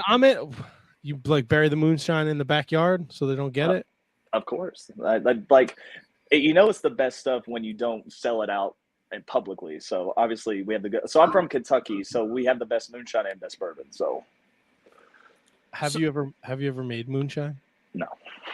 I know people, but no. So Kentucky to Georgia to Jersey. Massachusetts to coming to Jersey to wrestle. For either way, Jersey, Massachusetts. That's not a typical roadmap of someone trying. It's not something that you hear all the time. How did that happen? So born and raised in Kentucky. So I'm from Eastern Kentucky. As hillbilly, as bluegrass as it can be. So I'm from that area, and I actually had my first training lessons under a guy by the name of Mike Sampson, and he used to be a jobber back in like WWF, and he jobbed out for guys like Steiner Brothers and Hart Foundation, et cetera, et cetera. And so he taught me like the bread and butter of like what pro wrestling is and like the basic, training sessions under it. Had like maybe a few, I think it was like two training sessions. Then I had my first ever match, and then fast forward a few months later, I moved to Georgia for chiropractic school. And then when I was down there, I was trained under Robert Gibson. and I trained under him for, I want to say, almost 3 years. Then his school shut down, and then I ended up training under AR Fox for a little bit. And then so me and my wife, now wife, we met in chiropractic school, and she's from Massachusetts. So she was telling me that she wanted to live up here. And so we ended up talking about it, moved up to Massachusetts, and then now I'm training at New England Pro Wrestling Academy. So your accent does not get confused with those nasty Boston people. No, I pronounce my R's correctly. They are the worst. I can't. And look, I've been told Jersey people have an accent, and that's fine. But man, those people from Massachusetts, they speak like a bunch of weirdos. Well, they also too, like, they spell things differently. Like I see, like it says Leominster, and I'm thinking Leominster. They say Worcester, I'm thinking Worcester. Oh yeah. And Peabody, and I'm like, I gotta get used to this. So it's a struggle, but I'm making it.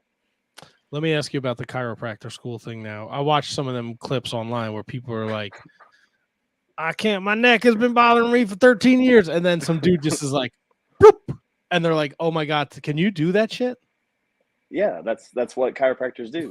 We adjust people. That's the job. We make sure that the spine's in the best alignment possible. How do you do that without severely injuring somebody?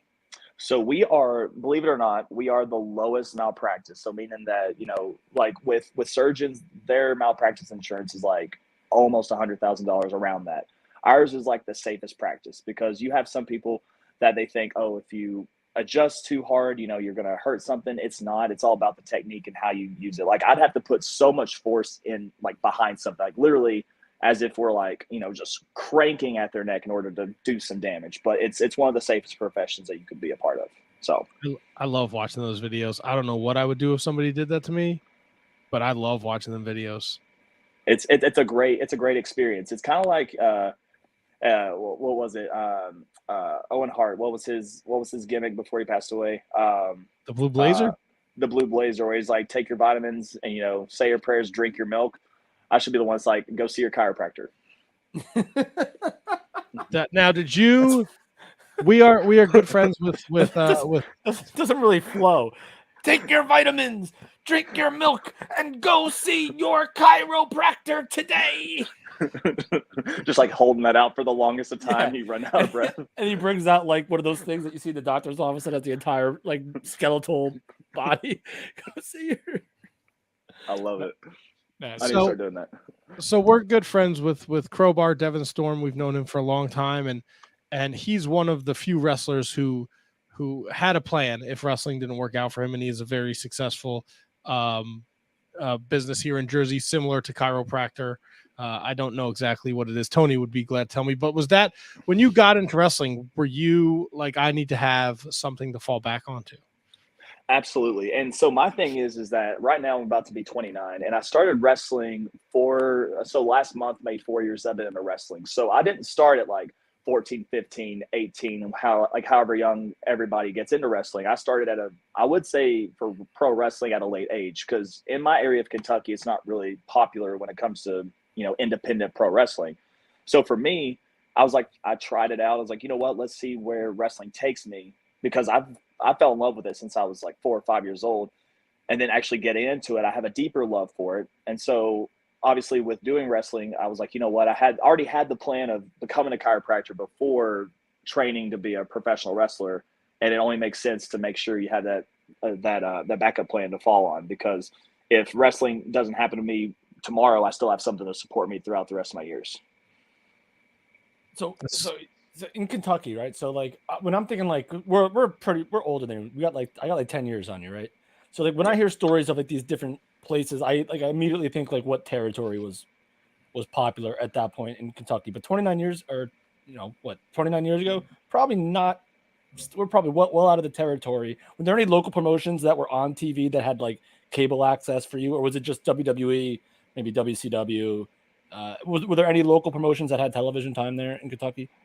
I think there was one. It was called Appalachian Mountain Wrestling, and I mean, it's not really well known. I know a few guys that have been on there, but it's like your local cable television. So like the only thing that we know from the area was like WWE or Impact Wrestling. Like they would show up to Pikeville, Kentucky, and they would wrestle at the local like arena that's there.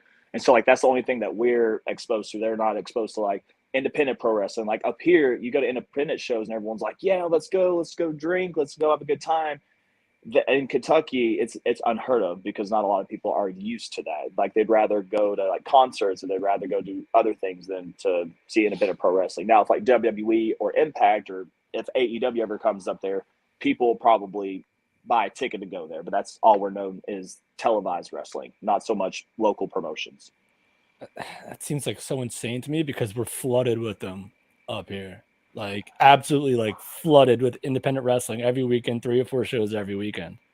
Yes, and I love it too because and I love the South, and it's one of those things where there's a lot of good talent in the South, but there's not a lot of major platforms like help you get your name out there as much. There's like a handful like Action Wrestling, TWE, like the Scenic City or Sup Wrestling out of Nashville, Tennessee. But there's like up here, it's like it's any promotion, like you were saying, like every weekend there's always wrestling, whether it's Massachusetts, Connecticut, New York, New Jersey, just anywhere in New England or in the Northeast. You have Pennsylvania. Like there's a lot in there, and that's why it is considered the hotbed of like the independent scenes. Like that's where you need to go. Yeah. Now, if you're following Landon on the Twitter machine at Hale, yeah, 3. Hale, yeah, 3. Hell yeah. Well, I can't speak the English language. I don't know how I've been doing a podcast for almost 11 years, but I got Sacagawea right today, so that's the feather in my cap, and I'm going to fucking ride that shit to the moon. Hell yeah. You had a big feather. I kind of like the reference there. Yes. Nice of you to join us, Tony. Oh, by the way, hi, Landon. I'm Tony. I'm the star of the show. Welcome. Oh, nice to meet you. Nice to have you here, sir. Thank you. Thank you for having me.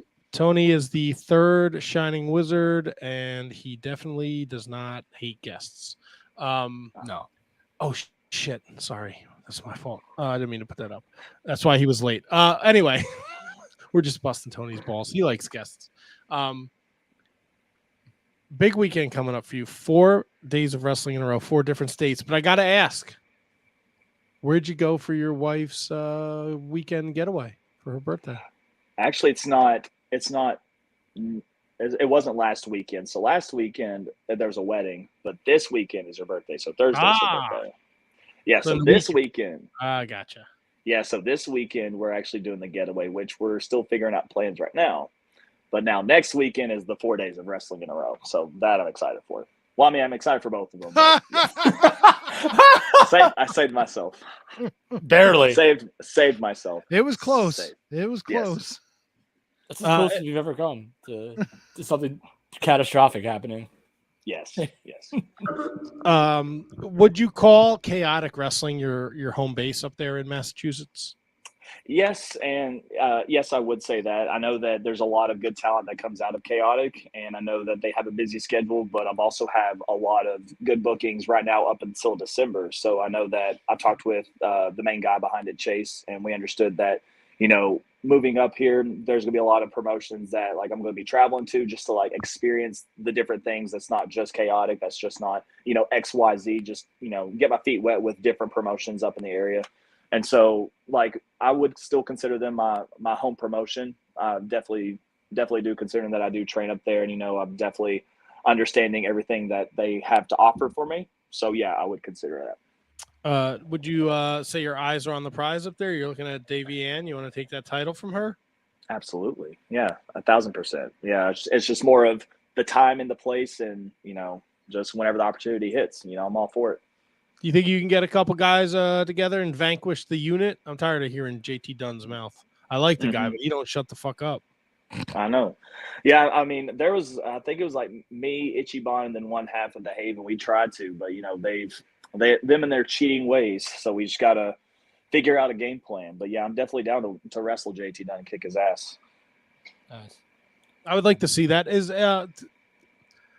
how do you manage with all the cheating ways if you're trying to do things the right way? I mean, is that frustrating for you? Here's Landon Hall. He's going to show up. He's going to put on a great show. And then this Dingleberry's going to, get in there and muck it all up, and you're going to walk out with an L. See, I try my best to play by the rules because I'm always a straightforward guy when it comes to wrestling. Like, I like to be like the good guy, follow the rules, you know, making sure that's the best in competitions. But when people do dumb shit like that, that just pisses me off. So if JT Dunn ever wants to get in the ring with me, I'm laying out the competition. I'm laying down the line right now. If he wants to bring it, then bring it. Because Landon Hale, not Hall, Landon Hale is ready for the Oh, challenge. did I say Hall? You sure did. Hall, yeah, you did.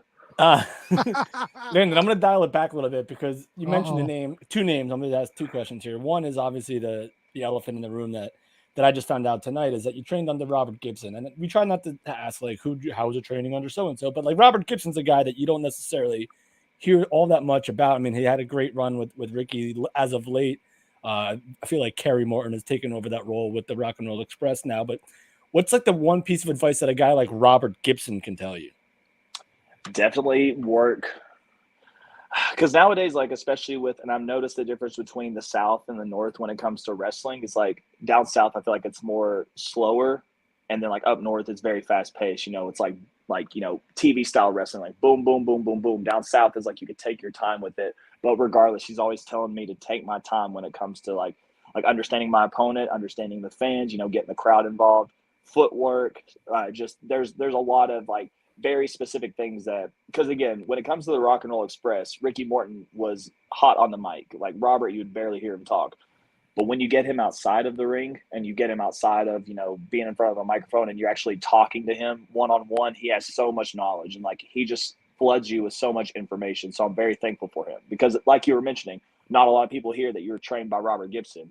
And I feel like we're that like very small group of people from the Southeast that was trained under him that has like a great knowledge of like how to go about with the wrestling business. So definitely taking your time with everything and just enjoying yourself and definitely have fun, because it seems like nowadays, again, where it's a business, everyone wants to, you know, do XYZ things or, you know, promote XYZ amount.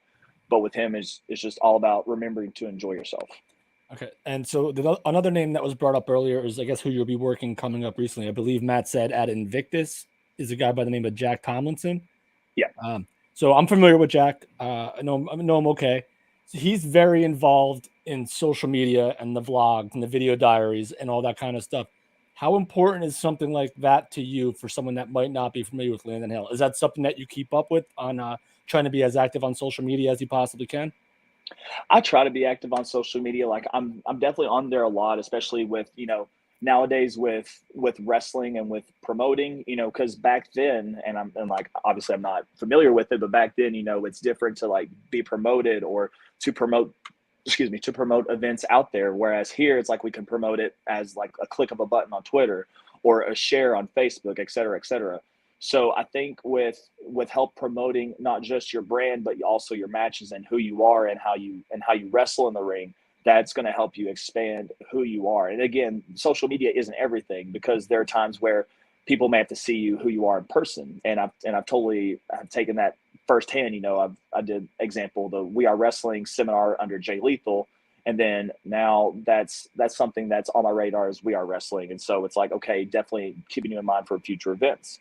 So those are perfect examples. But yes, I think keep it up on social media. Again, you don't have to be like a vlogger or anything like that, but as long as you're like staying active on social media as much as you can to stay relevant, so you can be able to share and keep up with next events and stuff like that, I think is important. And I also want to say that Jack Tomlinson is in great shape. He's a great athlete, and you guys should have a banger, I bet. Oh yeah, I'm excited. I think this is going to be a really good match for sure. I definitely think it'll be at least one of the top three matches of the night, like top three matches of the night. Let me ask you a question. Who wins in a fight, Landon Hale or Landon Hall? Landon Hale. Can't believe I fucked up your name. I'm so sorry. It's That all doesn't good. surprise me though. Yeah. Shut no, up, Tony. Ask a question. Um, I got heat with Tony. Don't worry. Don't mind him. he's always got heat with me. It's no big deal. What are you drinking? Who, me? Oh, him. No. Spindrift. Is it a sparkling water? Yeah, sparkling water. They have an alcoholic and non-alcoholic, but this is non-alcoholic. I just got off of work, so I'm just chilling. So let me ask you this. Matt, who's right above you, who can't pronounce your name, had the privilege of seeing the Rock and Roll Express's low-hanging fruits, as you may want to call them. So I need to know, are the rumors true? Is Robert Gibson, he earns the nickname Hoot? Yes. I heard Ricky Morton tell a joke one time. He says, when Ricky Morton finds a woman, Well, God, this is really inappropriate. I hope Yeah. he said, he said, when I get a woman, I take it out and step up. When Hoot finds a woman, I fucked it up. God. It's okay. You're doing good. You got this. But we Tony. all know it. We all know it. He steps up and puts it in, and Robert puts it in and steps up. God, I suck. One damn question. Oh boy. So- aren't you glad you're moving to the East Coast? Yes, I love it. So, Landon, you've had the opportunity. You've shared the ring with a lot of the great up and comers, and you've been a part of some great matches. You got to wrestle Max Caster and Cole Radrick, and of course Eli Knight. We mentioned.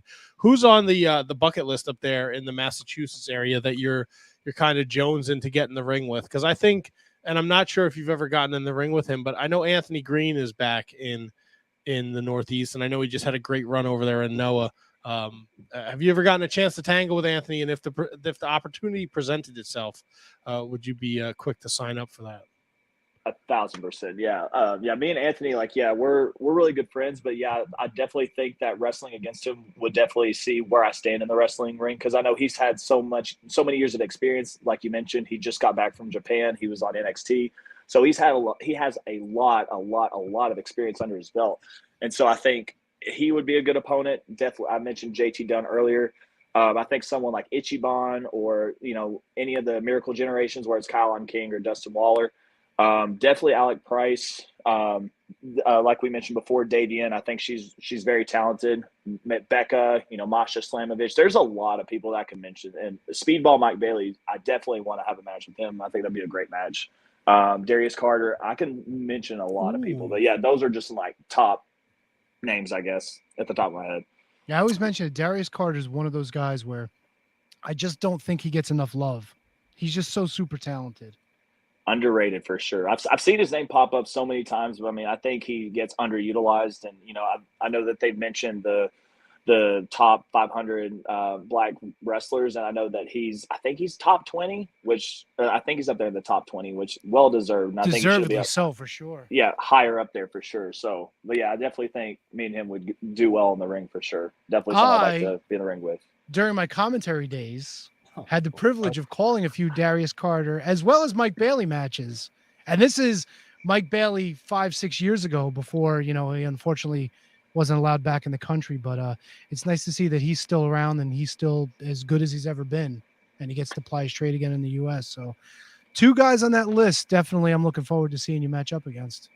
Oh, I hope so. Yeah. And I've actually had the chance to talk to Mike Bailey as well, which I think it would be like, I was telling him, like, I would love to, have a match with you down the line. He's like, yeah, we'll for sure make it happen. So I'm looking forward to it. Hopefully it will come. That's awesome. Yeah. Nice. That's fantastic. We're on the line with Landon Hale. You're about to. Now I'm gonna find it's like it's there now. I know it's not like Sacagawea. I can get. He was gonna say Smith. Yes. Oh, poor Landon's gonna be like, please don't ever tag me when any podcasts ask for guests, because I do not. I could be doing so many better things than this right now. Just purposely misspell my name every time that you tag me in something. Get Landon Hall on at Hell Yeah 3. Like, what? Can you do me a favor? Can you just say like, hey yo, right now? Yeah, like Landon Hall. I do like the Razor Ramon Scott Hall walk. Hey, yeah. What's funny? Me and my buddy Randy Wayne, we actually had a match. This was in March before I moved up to the Northeast. This was my last match in the Southeast before moving up to Massachusetts, and this was, I think it was like a couple of days before Scott Hall died. And so we actually did we did like the fall away slam. I did the kip up, and I did the whole like stomp it in the ring, and then we did the hey yo thing in commemoration of him. So that's awesome. That's pretty cool. It was pretty cool. Nice. It's a lot of fun. You don't have to do it here. You mentioned the what's it, the BWI, but I know the PWI is coming out too. Are we going to see Landon Hall in the PWI 500 this year? You're going to see Landon Hale in the PWI. You're going to see Landon Hale. I don't know who Landon Hall is. I don't know who Landon Hall is. He seems cool. I know Landon Hall from my area, actually, but no, it's okay. I forgive you. No, it's not okay. 11 years too late. No, you're a guest. I always take care of the guests. fucking awful. Sounds more like you're giving him the business. No, I'm just Give him I'm business, ruining- Brother. Now, Landon, this is just really how he is. That's so funny. But no, I mean, I'm hoping I can make on the PWI list. That would be cool. I know they follow him, and again, you know, like when people like follow you on social media, like it may mean one thing, it may not mean anything at all. But after my match with Eli Knight at Southeast First, PWI 500 followed me on Twitter, which was awesome. And so I'm like, okay, so they actually have tabs on me. And, you know, again, this goes back to Kevin, what you're asking about being present on social media. And so I think it's good for like people to recognize you. And again, that's one of the examples is that if they were to follow me just to see about getting on PWI 500, that would be a cool accomplishment. It's like, it's not the end all be all, but it is a pretty cool accomplishment to be on that list of top wrestlers in the country. All right, so real quick before this is gonna be the last one for me, real quick, because we know you got some stuff to do. How many years do you actually have in the business right now? How many years have you been since your first pro match? So last month made 4 years being in the wrestling business. Like I mentioned, I only had two training sessions before I had my first ever wrestling match, and it was that Tony. Wait. Damn. I gotta ask you that because that's not normal at all. That's not even like that's like the bizarro. And I'm not trying to disrespect you at all, but No, not at all. That just doesn't ever happen. So now, how do you figure how did that happen? Okay, so I'm sorry, Tony. It wasn't that. I'm just so flabbergasted. No, I get it. I'm just the way you put it. How did that happen? No, so and you're good.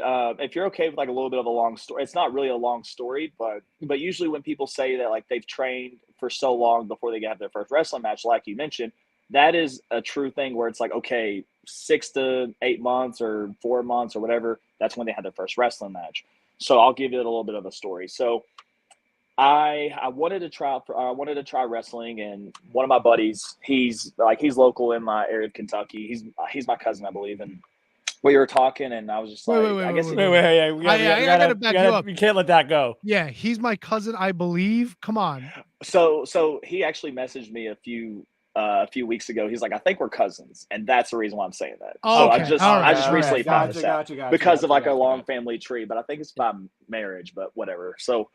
So he made a post saying like compared like on Facebook, it's like compared two wrestlers. And so, you know, I gave mine and then he answered and I kept asking more questions. And like I said, my area of Kentucky is not well known for any pro wrestling or at least independent wrestling. And I was like, you know what? I have one life to live. Let's see where it takes me. So I said, to hell with it. So I messaged him and I was like, how'd you get into wrestling? And he said, come here to this address in like next week and then we'll get you started. So it was like the first, I think it was like July of 2018. One of my buddies, which unfortunately he passed away last year, but it was in his backyard. And I actually took my first ever back bump in a backyard. So the ring was set up in a backyard. So I took my first ever back bump. I was like, ow, this hurts like hell, but it feels amazing. And literally felt like I was a kid in a candy store, just doing wrestling moves as if I was a kid, just body slamming like life-size dolls. And just having that, like just mimicking the moves that you would see on TV. So obviously I needed to get the basics down. So that's when my buddy or my cousin was like, hey, go see Mike Sampson in St. Paul, Virginia. And it was about an hour and a half drive. And I had my first couple of training sessions there. And then the next couple of days, there's a promotion called BCW. And they were getting ready to crown their inaugural heavyweight champion because someone dropped it later and couldn't, I don't know if they were injured or whatever the case may be.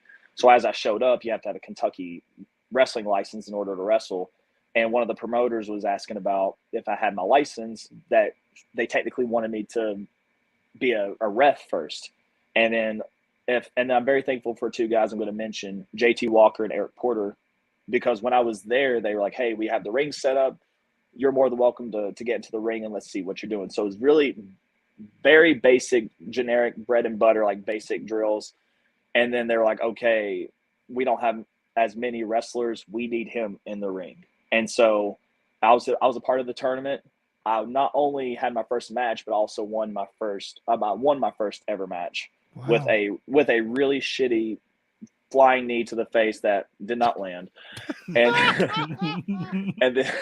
and then the second match I ended up losing in like 3 minutes. But yeah, so that was my first ever match. It was August 11th of 2018 was my first ever match. That's My so follow-up was crazy. going to be like, how did it go? But you just pretty much summed it up right there with the knee that did not land. And I never went over it or anything, so that was fun. And then the next event, there was a Royal Rumble, went at number 1, won it. And then the following show, I ended up fighting for their heavyweight championship, which I ended up losing because they knew I was going down to Georgia for school. So I had like 3 or 4 matches before moving down to Georgia. And then when I trained under Robert Gibson, he trained me from October or November up until about January. And that at that time where I was in chiropractic school, I wanted to, make sure I could juggle chiropractic school and wrestling. So I didn't go as many times. So I probably had like 6 or 7 sessions under Robert. Then in January, whenever we had the show, like January 2019, someone no-showed. And the first thing in the business is to make sure you bring your gear because anything can happen. I was in the semi-main event for the tag team championship spot. And you should see the gear that I was wearing because it was awful. And so I ended up having my whatever match there.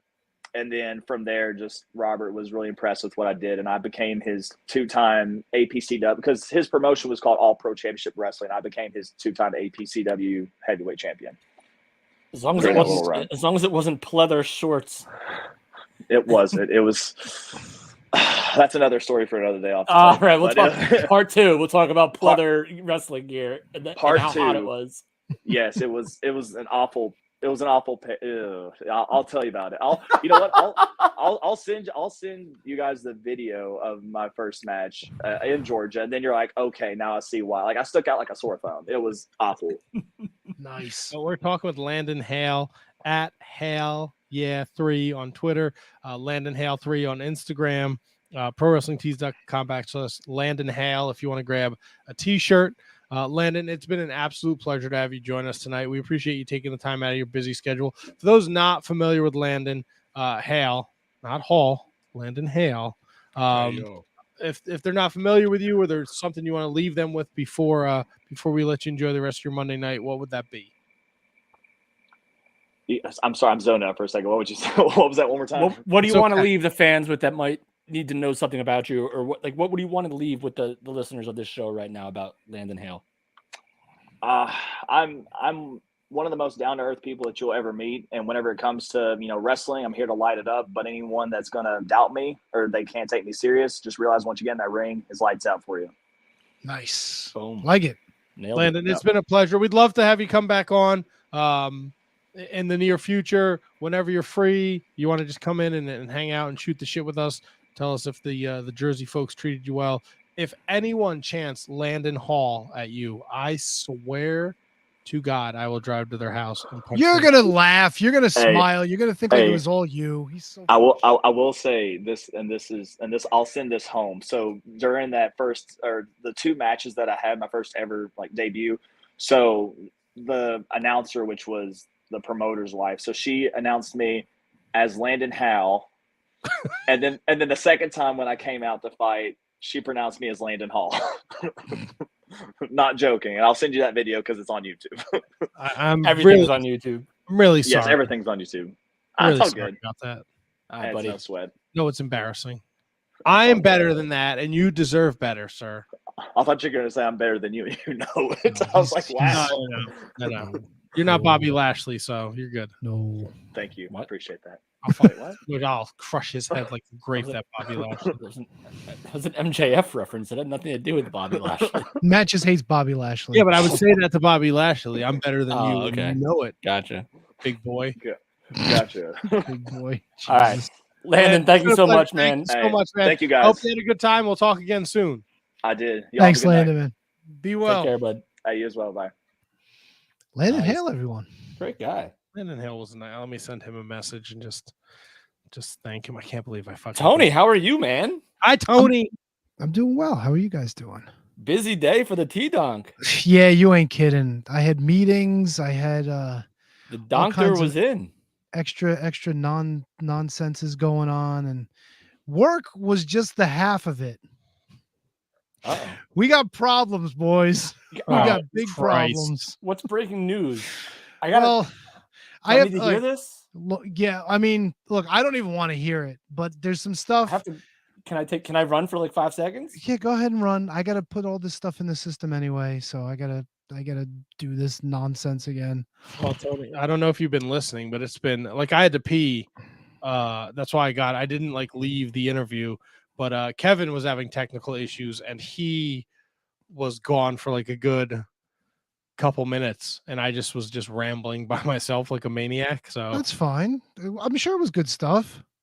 no, it was good, but there's been we're like full steam ahead here. It's a completely different dynamic without you. What do you mean? You guys miss me? Yes, I will. Aw. Look, as much as I love to go caca on you, definitely miss you, buddy. Aw. What is this? What is this? Is this the? All right, listen. Oh God, no. There's something else I have to upload yet. So give me 1 second. Yeah, I just opened the Wizards email though because I was like killing time. Oh no. Don't worry about the Wizards email. There's No? something else I have to share here. Hold on 1 So- second. Can I bring him in while he's just hanging out? Yeah, if you want, sure. Just Why shoot the not? shit with him, Yeah, sure. Why not? Bring him in. Where do you He go? was- What's up, Whoa. guys? Mr. Rocco. how are Christian you? Rocco. What's going on? How's it going? Good, man. How are you? Great. You know what? I didn't even get it ready, but in anticipation of tonight, I need to get a pen of my I've got my notes here. I need to get a pen, so just give me 2 seconds.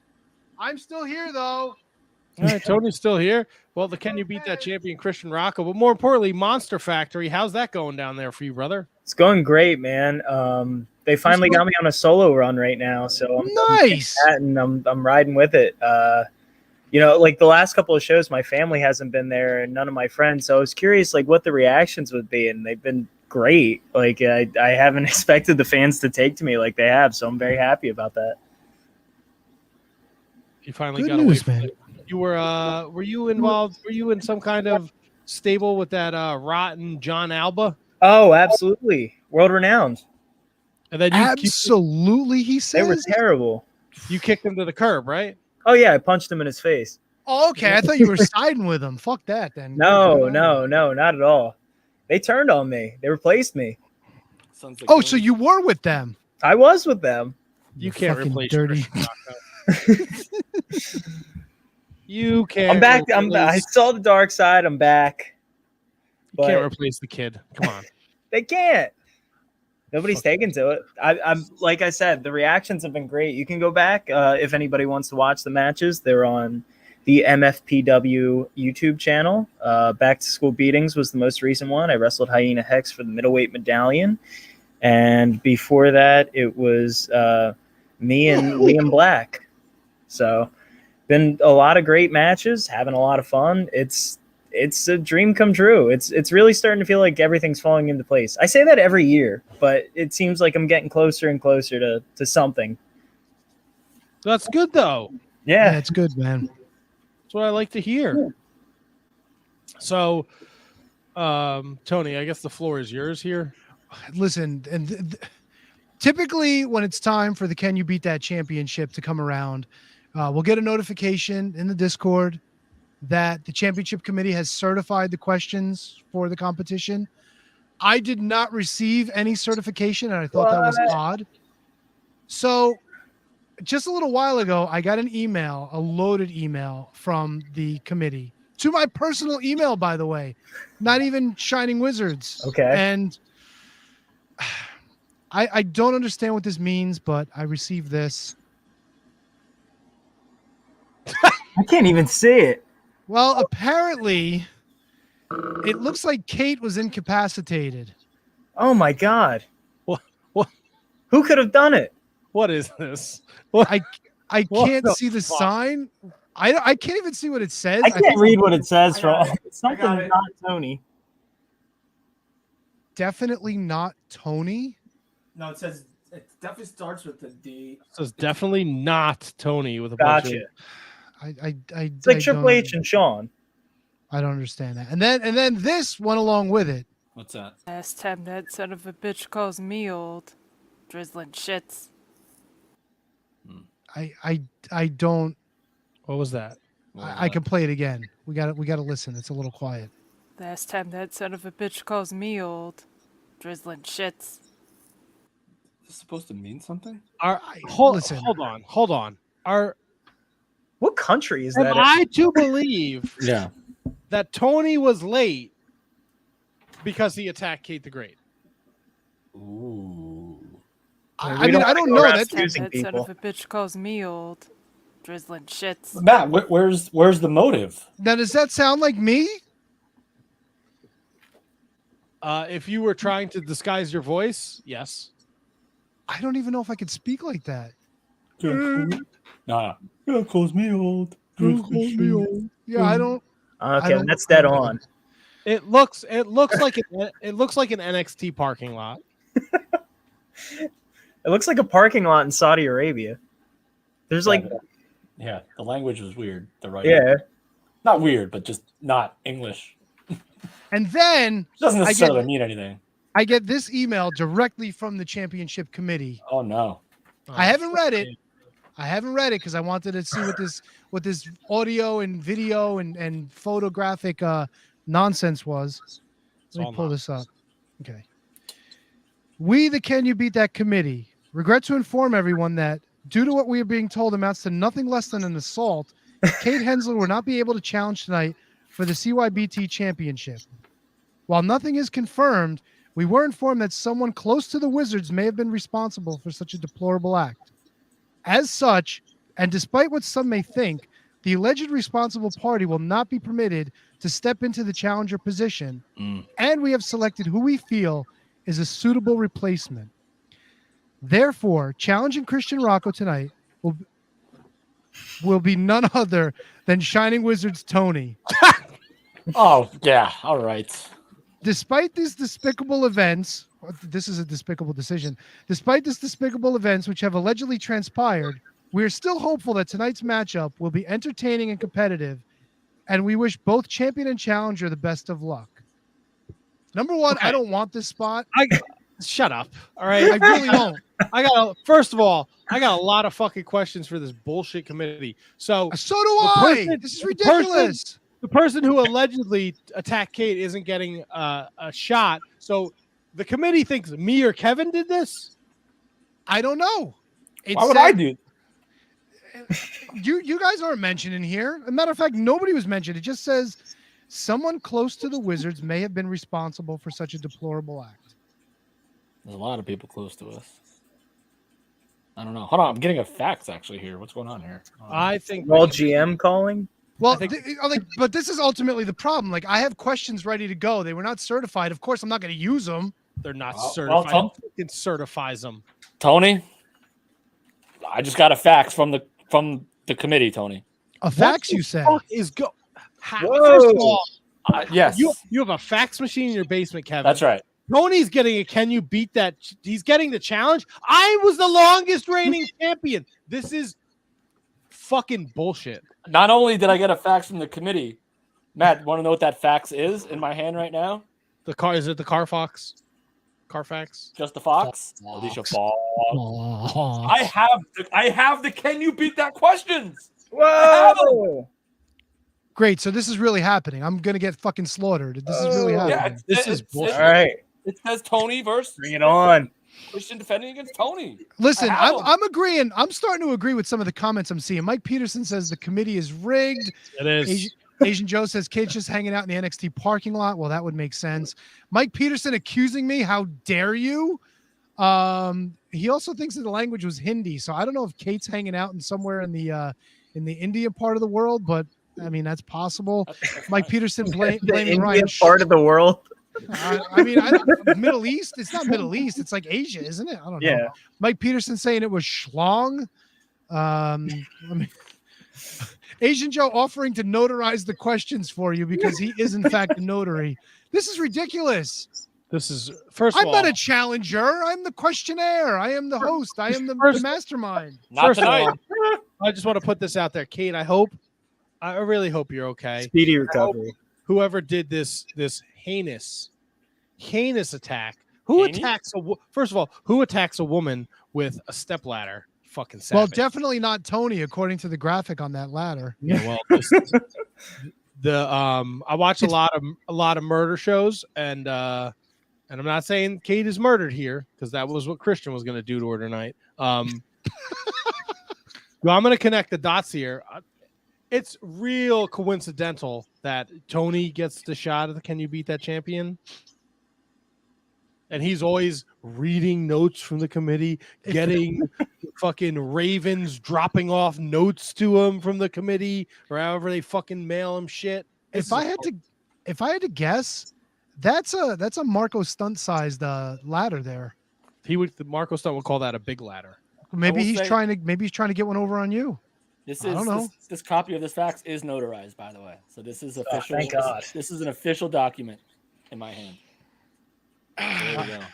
I'm sorry, Matt. I'm sorry. No, Kevin. This is. You know what? I have to play the game. I understand. Look, I'm all for. I respect the champion, Christian Rocco. That's right. Kevin doesn't. Yeah, little skeptical. We can talk about that later. Skeptical. No bet. I got my conspiracy theories. Boy. No bet. Yeah, Kevin. I wasn't gonna bring it up, to be honest with you. Yeah, Tony. Of course, Tony would. Well, listen, my hand's been forced. I'm in an uncomfortable situation here. Who knows? You got a shot at the title. What do you care? Come on, dude. My win-loss record at my own game is atrociously bad. I think Kate had a better chance than I do tonight. So I don't know if you want to. I don't. Matt, Tony, as the experienced host. All right, hold on. I think I got How do we kick this off? All right. You got the music? Time for you, us, the men, the women, the people of the Shining Wizards world. Oh, I was gonna play it. I got it. It's time. What's going on with this committee? Play. Can you beat that? Thank you very much, Matt. Shining Wizards, Matt. Thank you very much. I appreciate that. Ladies and gentlemen, I am Shining Wizards Kevin, your interim host of the Can You Beat That Challenge. And tonight we are joined by our defending champion, a very honored champion, very prestigious, very good history. Christian Rocco is here. Christian, what's up, buddy? Woo, guys! What's going on, man? Nothing, just living life, man. I'm enjoying it. Still working at the Monster Factory, still going all over the place, wrestling all over the Northeast. That's right. And we literally just talked about that before. Yeah. The game show feels like a different segment that no one else heard, but everyone heard everything that we just said. But a monkey wrench into the equation. Kate is out. Someone hit her with a stepladder. Definitely not Tony. But speaking of Tony, Tony is benefiting from said attack. Shining Wizards Tony, how are you, sir? Are you looking forward to challenging champion Rocco here? I am not looking forward to this because it's unfortunate what happened to Kate. I really hope that she's doing okay, convalescing from this unfortunate incident. And hey, man, if I'm here to play, I'm here to play. Christian, good luck. You're going to need it, buddy. Oh, thank you. Wow. All right. So for those unfamiliar with the rules, what we're going to do. Ow. I'm going to. You're right. Oh, no, yeah. No, he's not. That definitely wasn't Tony, right? No. Funny bone. All right, so what we're gonna do is I'm gonna present you guys with two categories. I believe Tony, you are up first. You get to choose which category you want to select. If I'm reading the bylines of this document correctly. It's category and how many answers for each. Yes. All right. So the first category, T-Donk, is Extreme TV, and then I'll give you a little synopsis of what this category entails. Is that correct, Matthew? No, you have to give me how many possible. That's right. I wait first. That's right. Listen, I just got this fact. I just got this fact. So the first topic, which has 7 answers, Tony, is Extreme TV. 7 answers. Okay. The second topic is called Only the Strong Survive, and that has 12. Ooh. So what would you like to choose? I'm gonna go with Extreme TV. All right, Tony. In the history of the ECW Television Championship, the TV Championship, we have had 7 wrestlers that would hold this championship more than one time. How many can you name? One question of clarification. Are we considering the history going back to Eastern Championship Wrestling, or is this strictly Extreme? I'm gonna have to go to my own committee on this and ask Matt. What do you think this means? I'm guessing it's just Extreme Championship Wrestling. Just Extreme. I you know what? That's on the second page. That's right. That's what it says. And you said there's 7 that have held it more than one time. That is what the committee sent me. I'm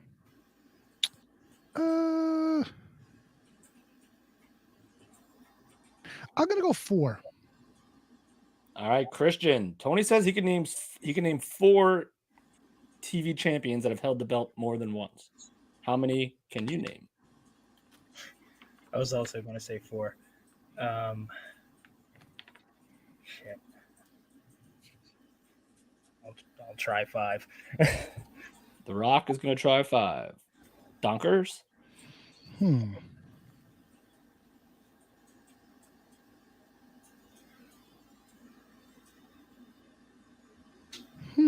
All right, I'm up to 5.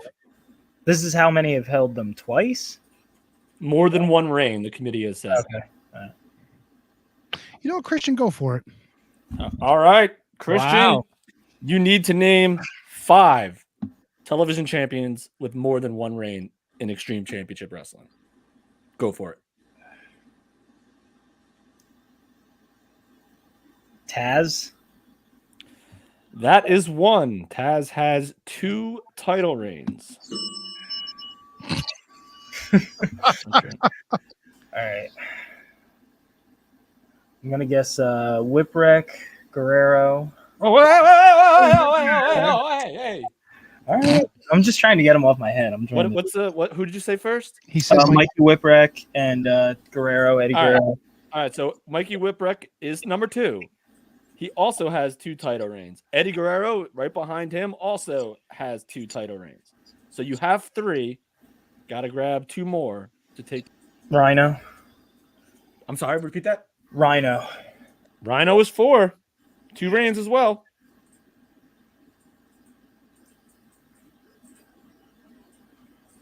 Scorpio? Too Cold Scorpio? Put it on the board. Put it in the books. Too Cold Scorpio with the most on this list with 4 television championship reigns. 4 Nice. TV title reigns. very well played. So Christian Rocco dominates the round. You guys want to take a chance on who was the 5th that you missed? I'd like to see who's on Tony's list. Yeah, who's on I your had list? Mikey. I had Too Cold. I had Shane Douglas. Was he a 2-timer? Tony, you're right. Shane Okay, Douglas so- was a 2-time champion, so that's all 5. Too Cold. Shane Douglas, Rhino, Taz, Malenko, Guerrero, and Whipwreck. Okay. All right, so Christian's in the lead. Let's mark that down here so I can fax this back to the committee. So now the category now goes to Christian, right? Now Christian Rocco can. Now it's only the strong survive. Okay. Is the category that he has to guess, correct? Yeah. Yes. All right, so Christian champion, the WWF/WWE championship belt, the WWE championship, not the big gold, not Universal, the WWE championship Oh, this is my. has changed hands at Survivor Series Oh, God. 12 times. Jesus Christ. How many can you name who have won the belt at Survivor Series? That's a tough one.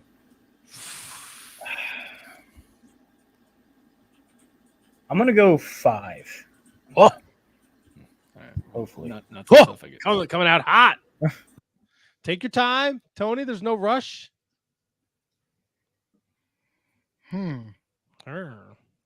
Sassafras.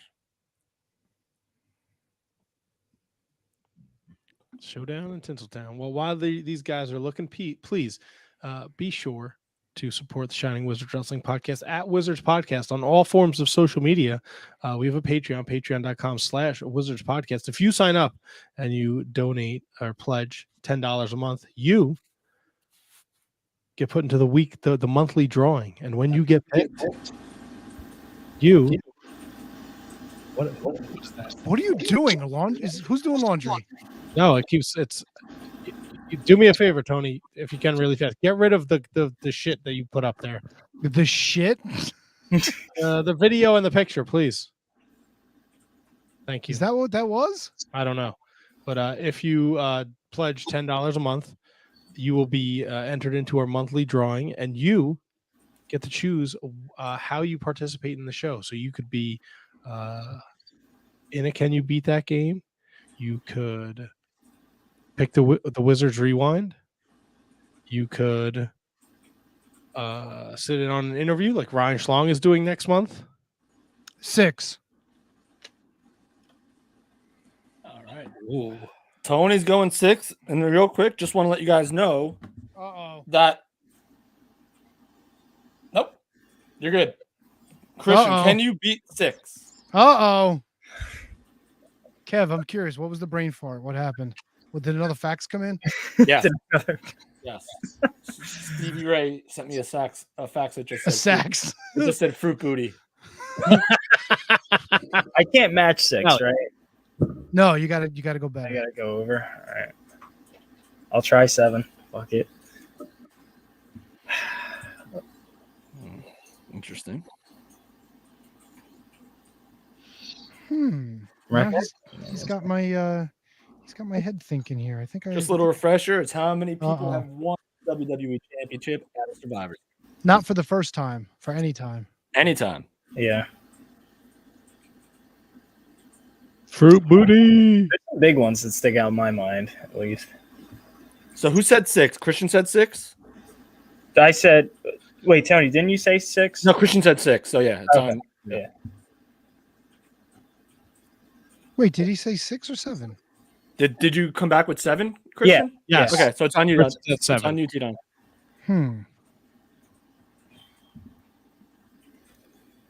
Huh. That's interesting. Sassafras. I like it. I like where we're at here. This is good. Yeah, so far. So far, so good. How you feeling, T-Donk? I'm feeling confident in what I have now. I'm just trying to see if I can up the ante a little bit. You know, I don't like I could do 4, I could do 5, I could do 6, I could do 7. Really? No, I mean, being in it sucks, but when you're the host, it's kind of interesting. This is and your fun. game. Yeah, I understand. Listen, Kev, John Madden played football before he became a coach. And he was a great coach. So this yeah, but is on the field, maybe not so non-valid. much. He was a good player too. Yeah, but he wasn't. You don't remember him as a player. Maybe you don't. Wow, I mean, I wasn't alive, but anyway, sorry. One thing about John Madden, the football player. I mean, we don't recall Gino Caruso as some great shakes inside the wrestling ring, but as a trainer, Nor should we. Oh boy! All right, so this. Give me like another minute. I'm thinking. I mean, I got time. I don't. I know we all got time, but John Madden was drafted by the Philadelphia Eagles in 1958, but he suffered a injury to his knee, and he ended his playing career without having an opportunity to play professionally. Great player. Boom! Great player. Boom! Right in the ankle. Dude, legendary playing career. Good, great coach though. Yeah. Fantastic coach. Better coach than a player. I hate the player. Hate that. What are we up to? 7? Yes, that's right. Christian has 7 Oh, in the boy. can. In the can, like his Kabasi. In the hopper. Whatever you want to say. Nobody got my joke. Oh, because Well, I heard it. Sure, have 7. All right. I'll have a Pepsi. Would you like that in a can? No, I'll have it right here. all right, that I get. All right, I have 7. Yeah, we know, Christian. Calm down. All right. Well, Calm your tits. see myself. Dude. This is, you know what? Cocky This young title- motherfucker you are. I'm really good with the history of this title. This is where my bread's buttered. Who's Brett? Brett? No, nothing. I've got this one. If you want to go 8, I'm not going to up it. I won't. I feel pretty confident about that. He talks so much shit. No, This is he not just fair. said that was the opposite of talking. No, he's talking shit. He's like, go ahead, go for it. Go for You it. got this. Go No, for he's- it. And I have a feeling that if I say, all right, I'm gonna go for whatever. He's No, gonna go, I promise I won't. ah. I promise I won't. What are we up to? 7? Yes. Holy shit. It's weird. Kevin's hosting. Shoes on the other foot now, isn't it, Kevin? Yeah. I've never asked how many we're up to 6 times in one round. Well, not that you remember. Oh, If you go 8, I won't top it. Oh boy. Oh, come on. I want to hear. I want to Come see on. if you answer this. You want to see Christian me is- answer this? He's saying. He's giving you carte blanche to try for 8. Or you're gonna have to tell him to get 7, which he clipped. Well, get it, but I got it. Huh? Yeah, that was Yeah. Kramer. That was my Kramer. Like, stop talking. Oh God. All right, it's in your wheelhouse. Knock it out. 7 is yours. Going 7? Yeah. So no, you're going disappointing. 7. All right. I'm You sure you don't want to go for 8? Yeah. I'm still- Come on, try. What's the worst that could happen? What is the worst that could happen? You win. He's trying to make it entertaining, and you're just laying down like the fucking Come job. on, go for 8. So upsetting. This is such an This easy question. Is Go for what 8. the committee wants. It wants you to lay down. Come on. Don't lay down. It's too late. He made his call. He made his call. All right. All Well, right, I made my call. Yeah, I'll go with Kevin. all right. You want me to start? No, wait. Let's wait a little while. Well, Kevin's All got to right. Kevin's got to repeat the question. He's got to, I don't know. There's Do I? Oh, okay. All right. So, in the history of Survivor Series pay-per-views, the WWE Championship was won by 12 different superstars, changed hands, or was won 12 different times at Survivor Series pay-per-view. Christian said he can name 7. So let's go, Rocco. I'll give you the Survivor Series too. Oh, Backlund in '94. Yep. Shit. Oh, Taker. No. Taker in '91. I almost said '92. And you probably Tony, you cut him off. So if he said 90, if he said 92, it would have been over. No, he's just got to name him, right? That's what you said. Yeah, that's true. That's a good call. Okay. So you're at 2. I've hosted a few of these things. I know Brett that. in '95. Bret Hart in 95 is 3. Yep. Punk in 2011, I think. I remember watching that show Yeah, live. you had it at Punk. Yeah. God. Michaels in '97. Shawn Michaels in 97, probably the most infamous title Yeah. change of all time. What are we at? How many? 1, 2, 3, 4, 5. You have Taker in 91, Backlund in 94, Bret Hart in 95, Shawn Michaels in 97, and Punk in 2011. I know Edge won it in one of the 2000, later 2000s. So, I mean, you gotta give me an answer. You don't, All right, you don't have to worry Edge. about the year. Edge. Yep. This last one. I know the Rock one. I'm just trying to think of the year. Is it 98? Yes, it is. All right, sweet. 1, 2, 3, 4, 5. That he hit 7. He You want to had try it. to? You guys Well, wanna I try wanted to go? hear what I want to know what Tony had. Yeah, this is more, that's actually more fun. Yeah. That's I had Undertaker. I had Shawn. I had Rock. I had Edge. I had Punk. I had Brett. The other ones were iffy. What? Let's hear it. I'm not saying I would have went with either one of these. It would have been a game time decision. I had Austin, but I don't remember Austin winning at a Survivor Series. you would have lost. Well, I wouldn't have went with that. I had Cena at some point. You would have lost. Okay, and Triple H. You would have lost. Okay, so it was a smart move that I made not to answer it. I had my 6. Did I say Sid? I know Sid won it at Survivor Series. What You was did it? not Oh, say Sid. fuck me running. That's a good one, 96. No, it is. I was there for that too. I can't believe I forgot it. That's Who a else? good Survivor Series too. That's where Look, everybody- I said 6 and I had 6. I mean, I wasn't going to get any higher than that. So, So let me throw this crazy ass number at you that I never even thought to think Well, who about. else was on the list? Well, hold on. Maybe this will help. Play the game. So from 1994 to 1999, the title changed hands at every single show. So who won in 99? It was a big show. Whoa! Actually, Oh, wait, I'm thinking of a different pay-per-view. 1999. I believe that was he inserted himself in the triple threat Yes, match it was. You're right. after Austin got hit by the old Karski. You're like right. Kate. And now, all right. So, Matt, can I give them the years, or do you want them to keep trying? I'll give them the years. So Yeah, the next two, the title changes in chronological order is 2002 is the next one.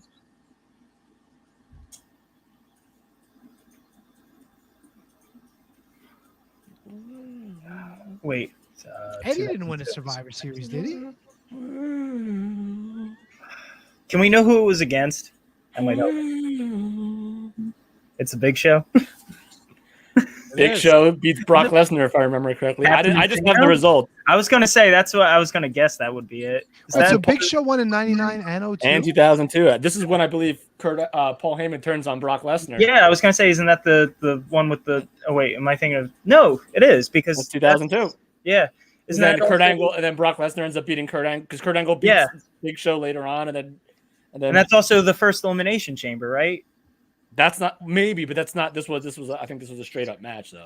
No, I'm saying like in that show. I'm almost sure. Probably. Yeah. Yes, 99. 2002 is the first Elimination Chamber. All right, so you guys got Edge in 2008. You got Survivor Series 2011 with CM Punk. Roman Reigns. Damn it. So 2015 Roman Reigns. Couldn't tell you who he beats. Isn't it Sheamus? I don't know. No, that was on a Raw. That was on a Raw in Philly. I was there. But there's also the 12th. So at if I'm reading this correctly, the 12th is that same night. Then it's Sheamus. There it is. I was gonna say later because I was at the Philly that he won it back, the Philly Raw after he won it back. I don't like that somebody. First of all, Kate, you are not a local medical facility. That's right. I know you can identify as different things in 2022, but identifying as an entire medical facility, that's kind of fucked. That's very. Tony turns in this performance. Look, I had 6. That was all I could have went with. Christian said he got 7. What do you want me to do? I don't know if I would have gotten the ECW one, but I would have destroyed the Survivor Series one. Yeah, that one was. I just ran through the cards. Yeah. You just think about it year to year. Absolutely. Well, this turned out exactly the way I thought it would. All right, so ladies and gentlemen, your winner of the Can You Beat That Challenge, the reigning, defending. Congratulations, Christian. Can You Beat That champion? Thank you. I would hope after this stellar performance that Kevin's opinion of you changes, but that's his opinion. Do we dare address this? We can. What is there to? I mean, we can. Yeah, Kate that's just says blunt force trauma has me typing funny. You don't have to yell, Kate. Jesus. You I'll shouldn't say this. yell if I you're don't under think all that stress. I don't think my past accusations happened today. Happened tonight. He's calling you a cheater in the past. Look, I'll do whatever in studio. If you want me to come in there, take it in front of you guys, that's fine. Can I tell you what the catalyst was? If you don't know why I thought that maybe you were doing little shenanigans on one night. I'm guessing I listened to the rest of the show after I left the last time. You thought about because I got Al Perez and everybody else with the. See, Christian is smart. He's learning from Kevin Rogue to listen to the show to hear if Kevin's talking shit about him. I don't give a smart. I don't care. Listen, everyone knows I love Christian. I promise. No, I promise I wasn't cheating. I promise. That was. Half of them I didn't give myself enough credit on. I mean, I shoot myself in the foot when I'm like, oh, I don't know when I'm going through my thought process, but. There was one event where like you said like these were the guys like this guy I was like you included him in like 3 guys that you were super confident on, but you didn't take a guess on him till like the 6th guess.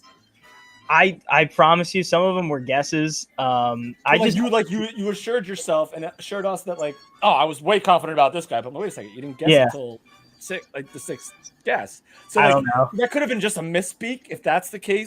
That's what I'm guessing is. Yeah.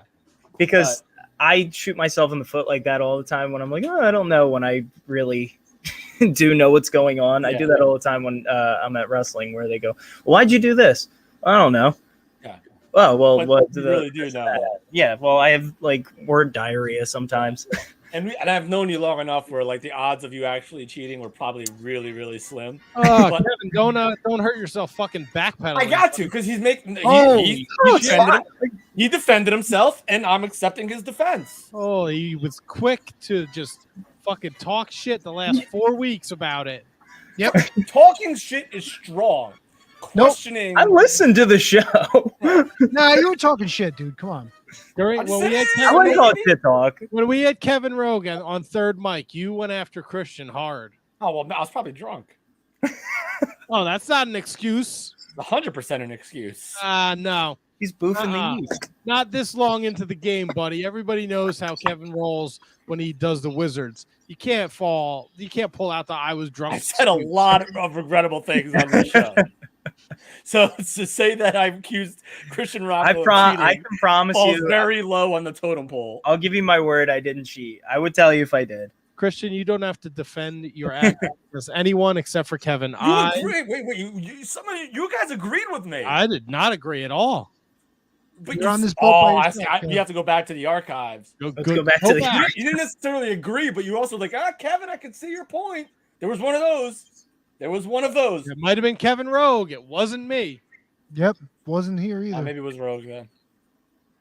The handsome wizard. Don't you dare. Don't you even think about it. Yeah. I don't like this. Kate gets hit by a car and smashed with a ladder, and I don't know what else happened to He her. got hit by a car?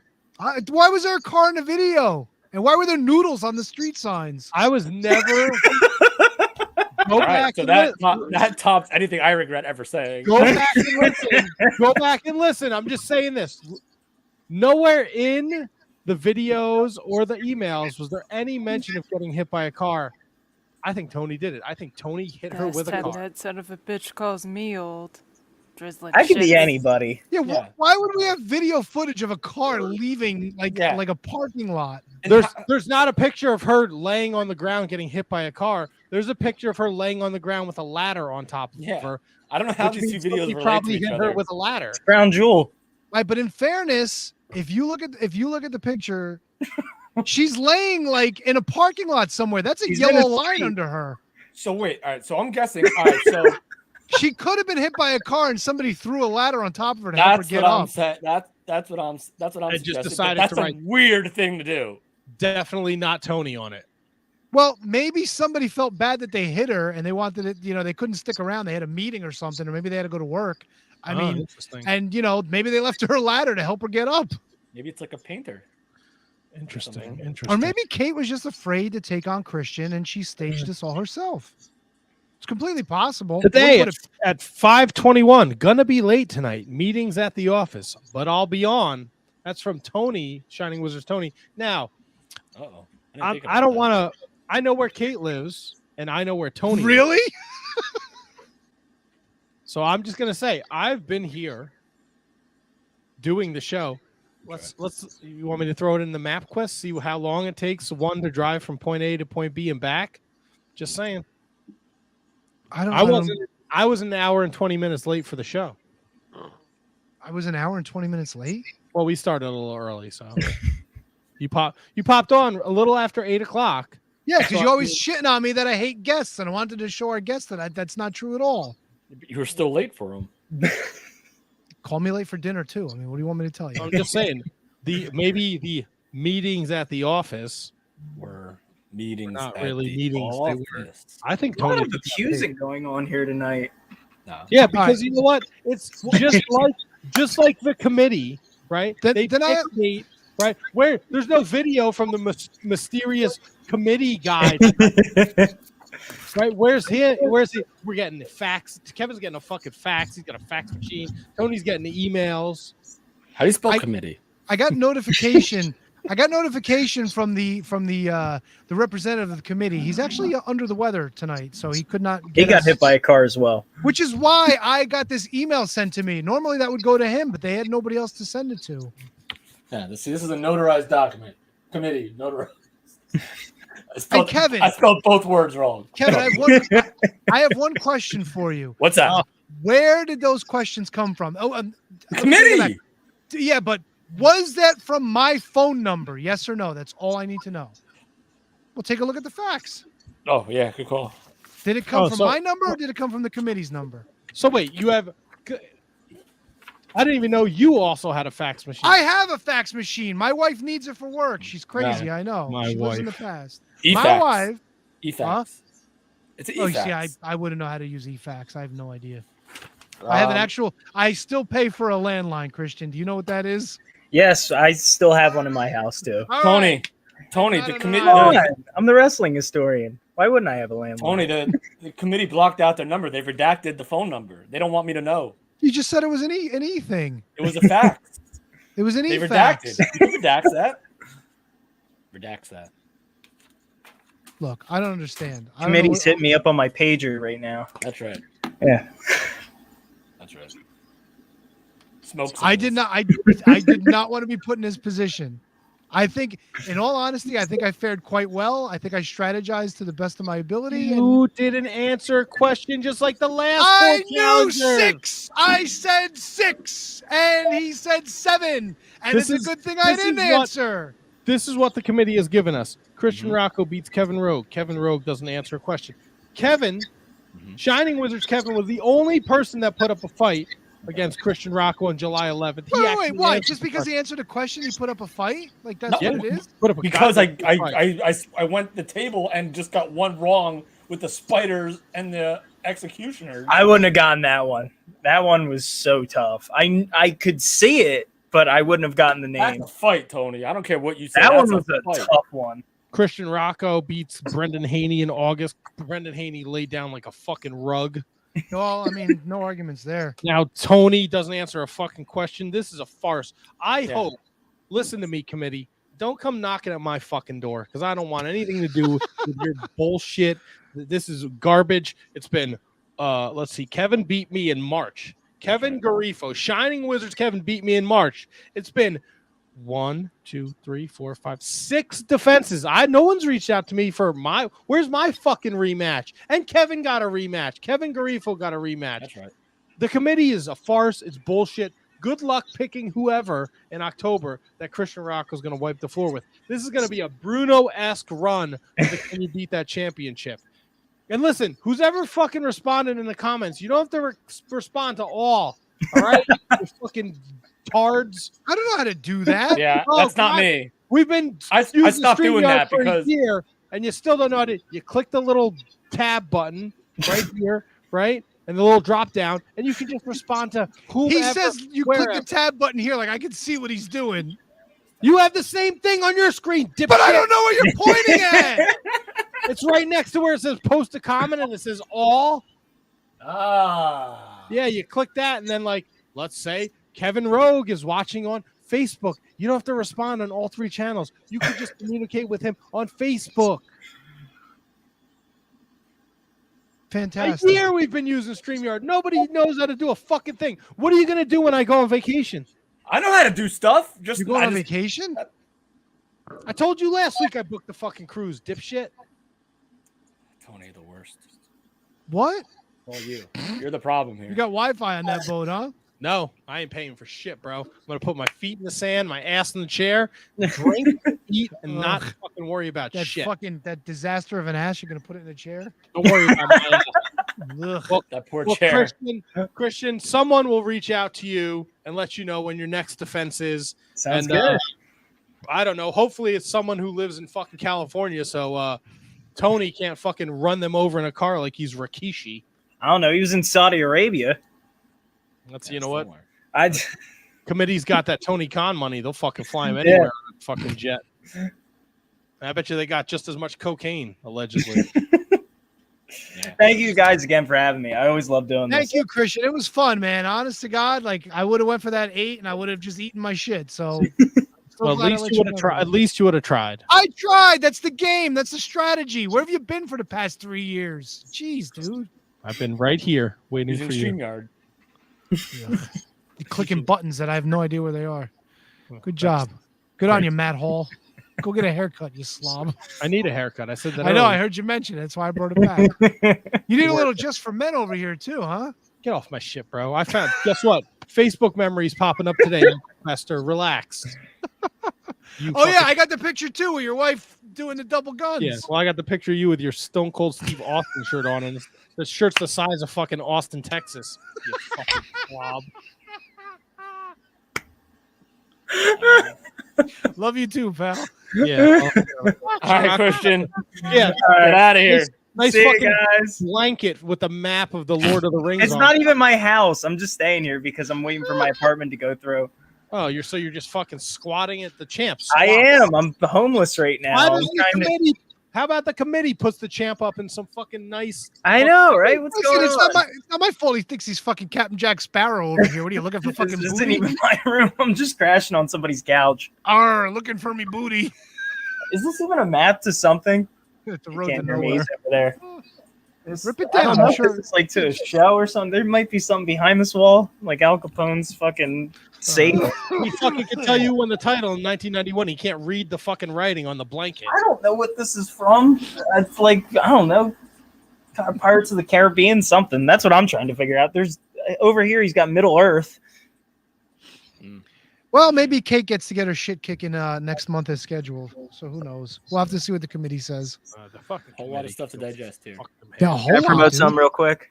Yeah, sure. Go ahead. Monster Factory show. It's going to be on Friday, not this week, but next week. Let me pull up the date. I have it on my phone. That would be called The next Friday. 23rd, next Friday, the 23rd. And then right after, there's a taco festival in Delaware that I'll also be wrestling on.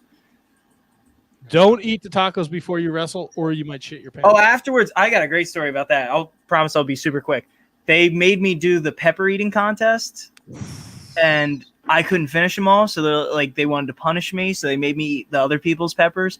I had 2 ghost peppers, like 6 jalapenos, and like 8 habaneros all in one sitting. That fucked me up horribly. And we had to tear down the ring and bring it back. I was, wasn't a pretty sight. I would have shit. I would have shit in the ring truck. Fuck them. Oh my God, it was like pepper spray coming out of me. Ugh. That sounds awful. Terrible. So Hot sorry. snakes. Hot snakes. But yeah, I won't be doing that this year though. So if anybody's in the area, please come. I'll be there, and you can check me out on all my socials. I know you guys cover me on that. And now I have a Pro Wrestling Tee store up. So 2 Fuck t-shirts yeah. up there if you guys want to pick them up. Nice. All right. Thank you again, guys. I really appreciate you having me on. Thank you, Thank champ. you, It was champ. a pleasure. See you guys. I only knew 6, bro. This is a fiasco. Listen, it is what it is. People are getting fucking run over now. You think this isn't going too far there? You tell the fucking committee they better get their shit together. They better figure out who's running people over. It's just a game. Her livelihood. Jesus Christ. You know, you seem very concerned about it. Yeah, Kate's a friend. I'd be concerned if someone ran you over too, stupid. The way he calls me stupid, Kevin, makes me wonder if he would run me over too. Maybe he'd run Kate over. I would Yes, run what I'm nobody wondering. over. I don't know, man. You're dying to be the one to dethrone Christian, and the committee's not giving you any kind I of want no part. I think the committee is a farce. I think it all needs to be torn down. I think the faceless and the nameless need to present themselves so I could spit on them for their terrible decisions. JJ Roga harnessing his inner Irishman. Same thought I had, Tony. You know what? JJ Rogue should be just as upset. He didn't get a call back. He's a defending champion. Yeah, but when did he lose it? 3 weeks ago? 4 weeks ago? A month ago? No, a month and he a half? lost it in June. All right. Yeah. And he had a run. He beat your boy Petey Brown. Kevin lost it in April, and he got his rematch in July. So I think Kevin Rogue might be due for a rematch, but the committee's not going to see it that way. They're going to go to the Discord. They're going to go to the dregs of earth to find someone Christian Rocco can just walk over like he's a bridge. Bullshit. Great. Listen, Somehow Tony gets the shot tonight. Are you kidding me? our own Kevin had a shot, and he came this close. Yeah, and it was Kevin. Caps off to you, sir. The only one who put up a goddamn fight. That's right. That's not true. Brendan Haney did fine. No, he didn't. No. This is a farce. Tony, What? tell me about your AEW viewing experience. I watched MJF come out, and he did his little face promo. And then Moxley, who claims he's all about AEW and he's the man, and yet this cocksucker don't fucking come out of the locker room. He still walks through the crowd like a dipshit. Chased MJF off, and he chased me right away. Click, and that was my AEW watching. That was it, huh? That was it. Punched out. Done. MJF became an afterthought with all this fiasco that went on. And the more I thought about it, you had 3 executive vice presidents. These were not wrestlers taking care of each other in the back, settling their disputes. These are representatives of a corporation that got into a fisticuffs. Fisticuffs. That's bad, dude. I mean, As for what Punk said, yeah, he probably deserves to be punished. But you're an EVP. You put the company on your back when you do shit like this. You're not one of the boys at that point. yeah, but the good thing, I mean, I guess not the good thing, but the only thing is, though, it's not like WWE where you're publicly traded and you have to answer to somebody else. The only people that you really have to answer to are yourselves for the decisions that you make, or maybe Time Warner Discovery or whatever they're called now. Yeah, but I mean, you're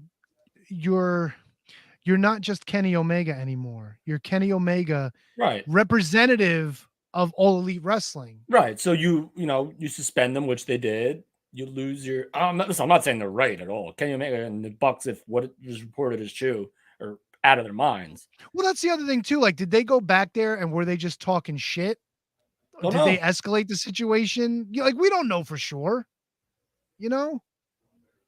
So I mean, you have to answer to the Discovery, Time Warner, or whatever. I have no idea what the merger company is called now. But other than that, you suspend them if you want. If Tony Khan wants to really drop a hammer and try to get things right, you take those, jobs. What do they really do, by the way? What do they really freaking do? Are they just like executive producers, like in a movie where like all you do is like fund it and just have your name and credit only? Are they? No, Do they do anything?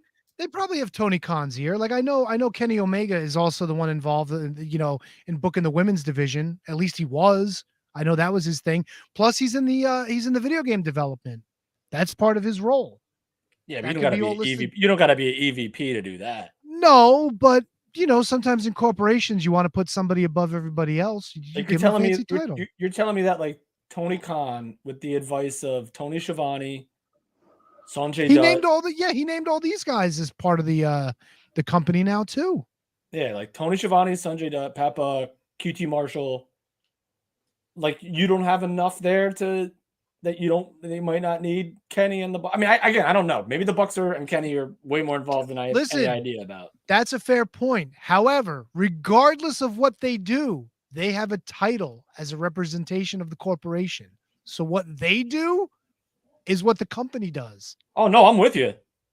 And it is what it is. No, I'm with you. They should not be. If what happened is what happened, they should not be those things anymore. Now, I also read through the sources that apparently, and I don't know how true it is, the Bucks and Kenny have reached out to WWE, sent out some feelers. I don't know if that's the case. What sources, Tony? My Facebook page, and it has been reported by Fightful. All right, there you go. That the rumors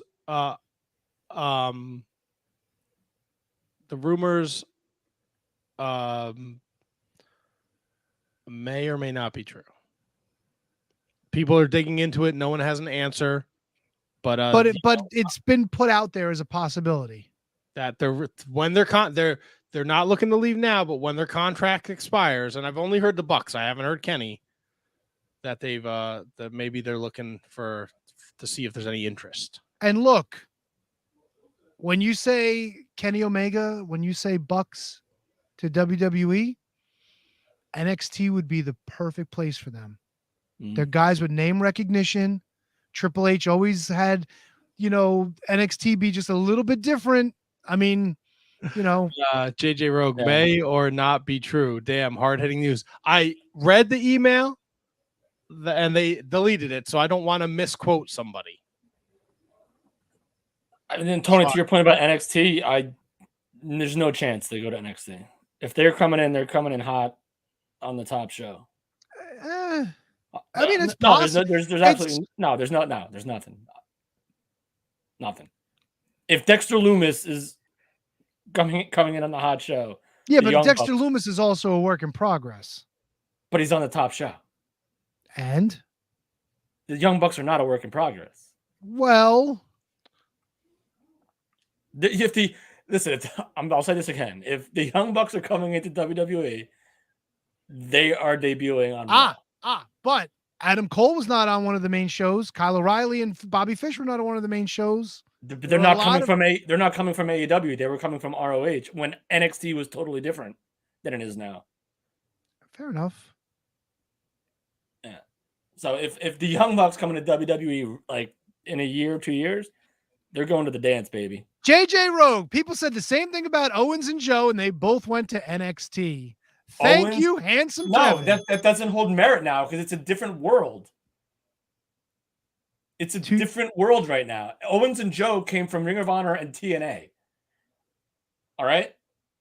AEW is a far more significant brand than those two were at the time. Milwaukee Tom agrees with you. With Triple H running the main show, no way Bucks go to NXT 2 years from now. You're right. 100%. NXT was a different brand. Brian Schlon coming in. Neither Owens or Joe were AEW. I didn't say. When did I ever say they were? I'm not saying that. He's agreeing with you. Oh, okay.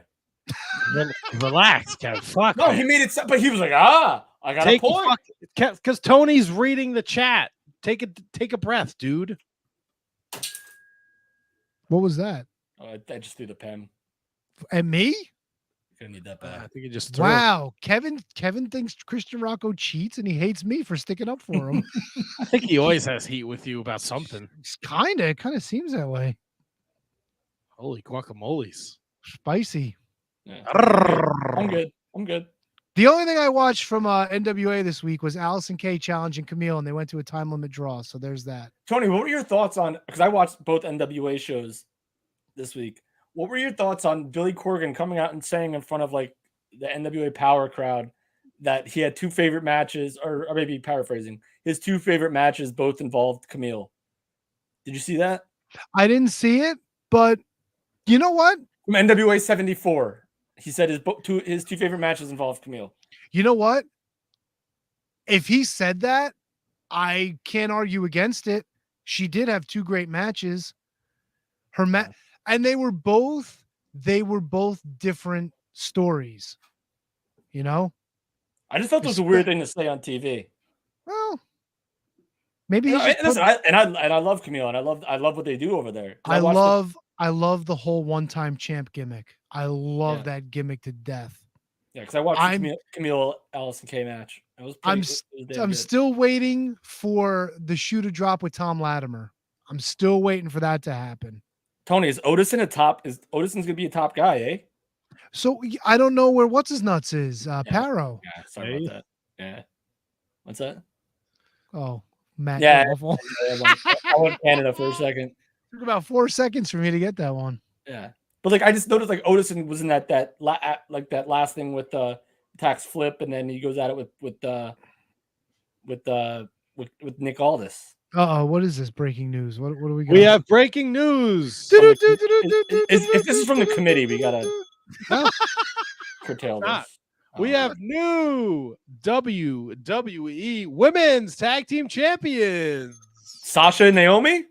No, Io Sky and Dakota Kai have beaten Aaliyah and Raquel Rodriguez. See, why do they do shit like that? Why didn't they just have them win the tournament? I hate when WWE does that shit. Didn't they do that when Sable was challenged? Were they in the tournament? Yes. Yeah, they were in the final. Tonight's match was a rematch of the tournament finals from 2 weeks ago, where Rodriguez and Aaliyah won the vacant titles by defeating Sky and Kai. Kai was pinned in the match, but was not the legal competitor, setting up the rematch. Oh, continuity and storytelling. Okay, I'll allow it. Yeah, I like that. All I don't right. hate that. Nope. That was your breaking news. That's all I had for you guys. Oof. When you For said tag that's- team champs, I was like, who beat the Usos and why is Yeah. this fucking happening? Oh boy. Oos. Oos. Is there anything else? I mean, there's not a lot. It looks like we're gonna get That's right. Ooey. All of it. Camille and Taya. Yeah, Taya won a 4-way, I believe. Or is that Yeah. Impact? I might be confusing Impact. No, I think it was a I think 4-way. No, she- she won. Yeah. She beat Chelsea Green, Kylan King, and Genocide. And I think she also beat Chelsea Green on Impact. Genocide. By the Uh, way, I posted it in the Discord. This is why, like, I need to start watching pay-per-views from front to back and not just picking and choosing. Oh, Apparently, night two of NWA 74, Joe Galley proposed to his girlfriend and she said yes. nice. yes. That's awesome. And she And won I the only knew list. about it because I follow the NWA on Facebook. Oh, So really? congratulations You to didn't know Joe. about And yeah, they posted the video up like 2 days ago, something like that. It was a while ago, though. I Yeah, saw well, it this- happened at NWA 74, but look, when there's like 15 hours of pay-per-views that weekend, I needed to pick and choose what I wanted to watch to get in before the show. So unfortunately, Joe Galley's proposal was not part of the festivities that I watched. It checks out. But congratulations, Joe Galley's a good dude. Yeah, Very good good for dude. Joe. Good for you, Joe. Yeah, Good for you, yeah. Joe. Good Way for to you, go, Joe. Yeah, Joe. Yo, Joe. Tony, What? the MLW's coming back. Oh, that's another thing. Oh, boy. Fucking A, right? So where are they gonna be? They got a card coming up, right? And they just slyly slide in the fact that Alex Kane has got some challenge thing going on, and Davey Richards is defending the fucking middle open weight whatever championship. What Middleweight. the fuck are we doing at fucking MLW? What are we doing? God's work. They just is it just gonna be like they just forgot that Alex Kane was champ and like, oh well, fuck it, we don't need to hide it anymore? Like, I don't get it. I don't know. I don't know if they're going to show it. September 18th, we have the Super Series taking place in Georgia. We will be seeing a lot of talent from Dragon Gate. The infamous Z-Brats, SB Kento will be in the house. Will BB Hulk be there? No. Oh fuck. Shun Skywalker will be there. Of course. And he will be facing Myron Reed for the MLW Middleweight Championship. SB Kento will be taking on Davey Richards for the MLW National Heavyweight Championship. And Hammerstone will defend the world title against Bandito, plus Jacob Fatu and Willie Mack in a street fight.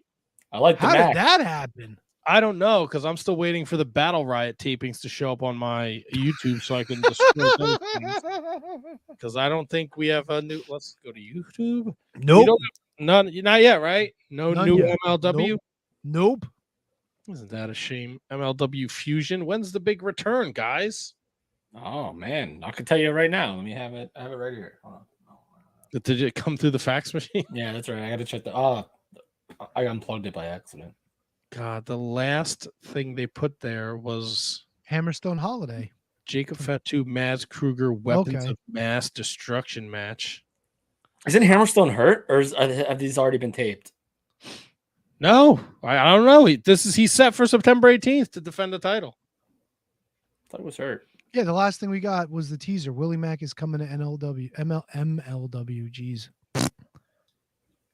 Yeah, All right. you're right. The last thing that they showed was Fatu and Kruger. Kruger. Kruger. All right. And we're supposed to be getting MLW action figures soon too, but I haven't gotten an update on And that Impact Wrestling action figures as well. either. Figures. Alex Kane still on the banner, still holding the National Openweight Championship. Even though Davey Richards has defended it twice since he won it. Once on pay-per-view. Yes. Jesus. Matt, I just noticed that this Johnny Hungy figure has cards in it. Yeah, there's upper deck cards on it. Do I open this to get to are the cards? Do you know anything about the cards? Not They off the work? top of my head. I mean, it depends on what's in there. Now I'm intrigued. What What's he gonna do? What's he gonna do, people? Do I open the figure to Set get up the her- cards to check the cards? I don't think so. No, He leave it set up her closed. Decker. Now I want to take a shit. Get to it, son. What This else we has got? been- Are we wrapping up? Yeah, this is Yeah, we're wrapping up. I got nothing else really. There's WWE's. We're heading toward Extreme Rules in October, and it looks like we're gonna get Ronda against Liv Morgan again. Nice. I'll take it. The Rumble will be taking place in San Antonio, Texas, for the 4th time. Pat McAfee is joining College Game Day, so I don't think gone. you'll be seeing him on SmackDown. No, and he got the blessing too, so good for him. Yeah. What else? Impact looks like Victory Road coming up, baby. yeah. Josh Alexander versus or was that Bound for Glory? No, that's Victory Road.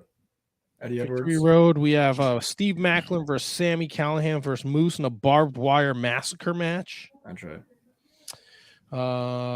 What do we got this week on the show? Good Brothers Motor City Machine Gun, Mike Bailey against Matt. First time ever, by the way, Matt. That's the first Oh, time that thanks. match has ever happened in Impact Wrestling.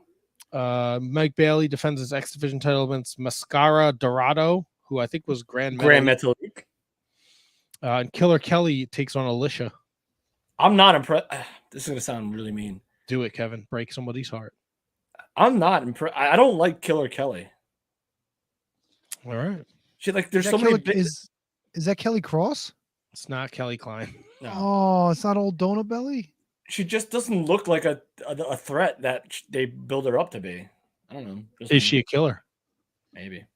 I miss Kelly Klein. What's she up to these days? I don't know. Climbing and dining. Fuck yeah, dude. Pro Wrestling Noah has announced the Great Muda's retirement tour. Again? What do you mean again? He hasn't had Did a he retire last year? No, that was Liger. No, last Noah. year? Didn't he win the title and then he lost it and he retired? He didn't retire. He won the title. He lost it, but he didn't retire. He's retiring now. Yeah, they announced the date too, if I'm not mistaken. They did. Match. The tour takes place from September to February. So on the 25th, he'll be wrestling at the Aiki Gymnasium. The 30th at the Araki Arena in Tokyo. June, Wait, the Iraqi arena's in Tokyo? I don't know how to pronounce it properly, so shut up. January 22nd, the Yokohama Arena, the Great Muda Final. Bye-bye. No, I didn't write this shit. It's just Love it. I'm sold. I'm going. I'm And then- flying. A pay-per-view called the Final Bye Bye. Final I'm in. bye-bye. Holy shit. And then February 21st will be his final match at the Tokyo Dome. Keiji Muto Grand Final Pro Wrestling Last Love Holdout. Super fun happy slide. Super fun. Bye bye. Can I ask you guys, is it really going to like thunderstorm now? Because I just saw the weather and it looks like we're up for some shit all night long over here. Yep. Like heavy duty thunderstorms, downpours. It's supposed to storm here. Like Good Saturday. God. Outside is weather. You know what though? I welcome the rain. We haven't had fuck all for rain this entire summer. So We had a lot of rain recently. recently, sure, but this summer was dry as shit. Yeah. There's a joke there. I'm just gonna Yeah, somewhere.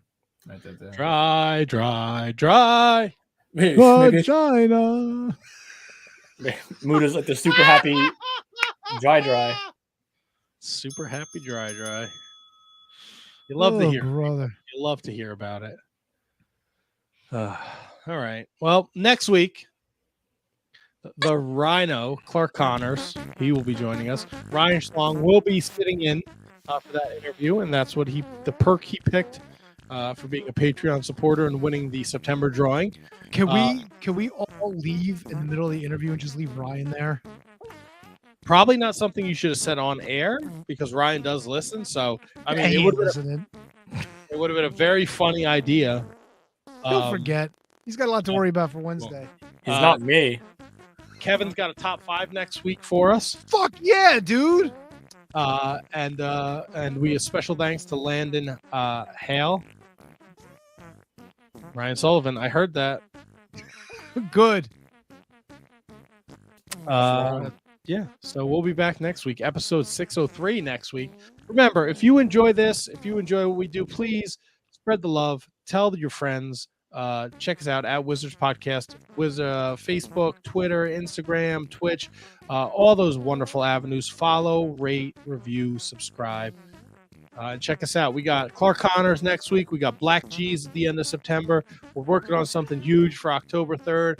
October 10th, Sam Adonis, right before Triple Nice. Mania. Yeah, so we got a lot of things going on here. And as stay we tuned because we're going to find out, hopefully, who our next challenger for the Can You Beat That Championship is. and the train is rolling right into the 11th year anniversary show, which will take place the Monday after Full Gear. So strap in, kids. Another Monday, another anniversary show on my birthday. Wait, when is Full Gear? It is November 19th. And what day of the week is that? Saturday. Oh, Saturday. Oh, boy. Saturday. Oh, boy. Saturday. I took the whole weekend off. Oh, Jesus. I might have to take off Monday now. And Tuesday, probably. Jesus Christ. You're Jeez, gonna really do Kev. damage, huh? Oh no, it's Saturday? No, then I don't have to take off Monday. No. No. I should be good to go. We'll be back next week with Clark Connors, the Rhino, Kevin's Top 5, and of course, myself, Kevin, and Tony, your favorite Wizards. Until then, stay Bye-bye. safe. Be careful out there. Treat each other kindly. Enjoy the wrestling. Just enjoy it. Gonna go watch some Raw right now. There you go. I'm gonna go make some dinner and hang out with the wife. Yeah, keep your stick on the ice. If the women don't find you handsome, at least they'll find you handy. Ooh. No. Good night, Gracie. Bye. Can we I gotta fucking get the put thing. up I'm a getting the graphic thing. yet? Hold on, Jesus. man. You press the buttons around here, not me. Well, you were fucking late, so I had to do all the other shit. Oh, here we go. No, there's no here we go. Hour and 20 minutes. Oh, boy. Boy, Hour and yourself. 20 minutes. Hit the button, man. Who's hitting the Oh, button?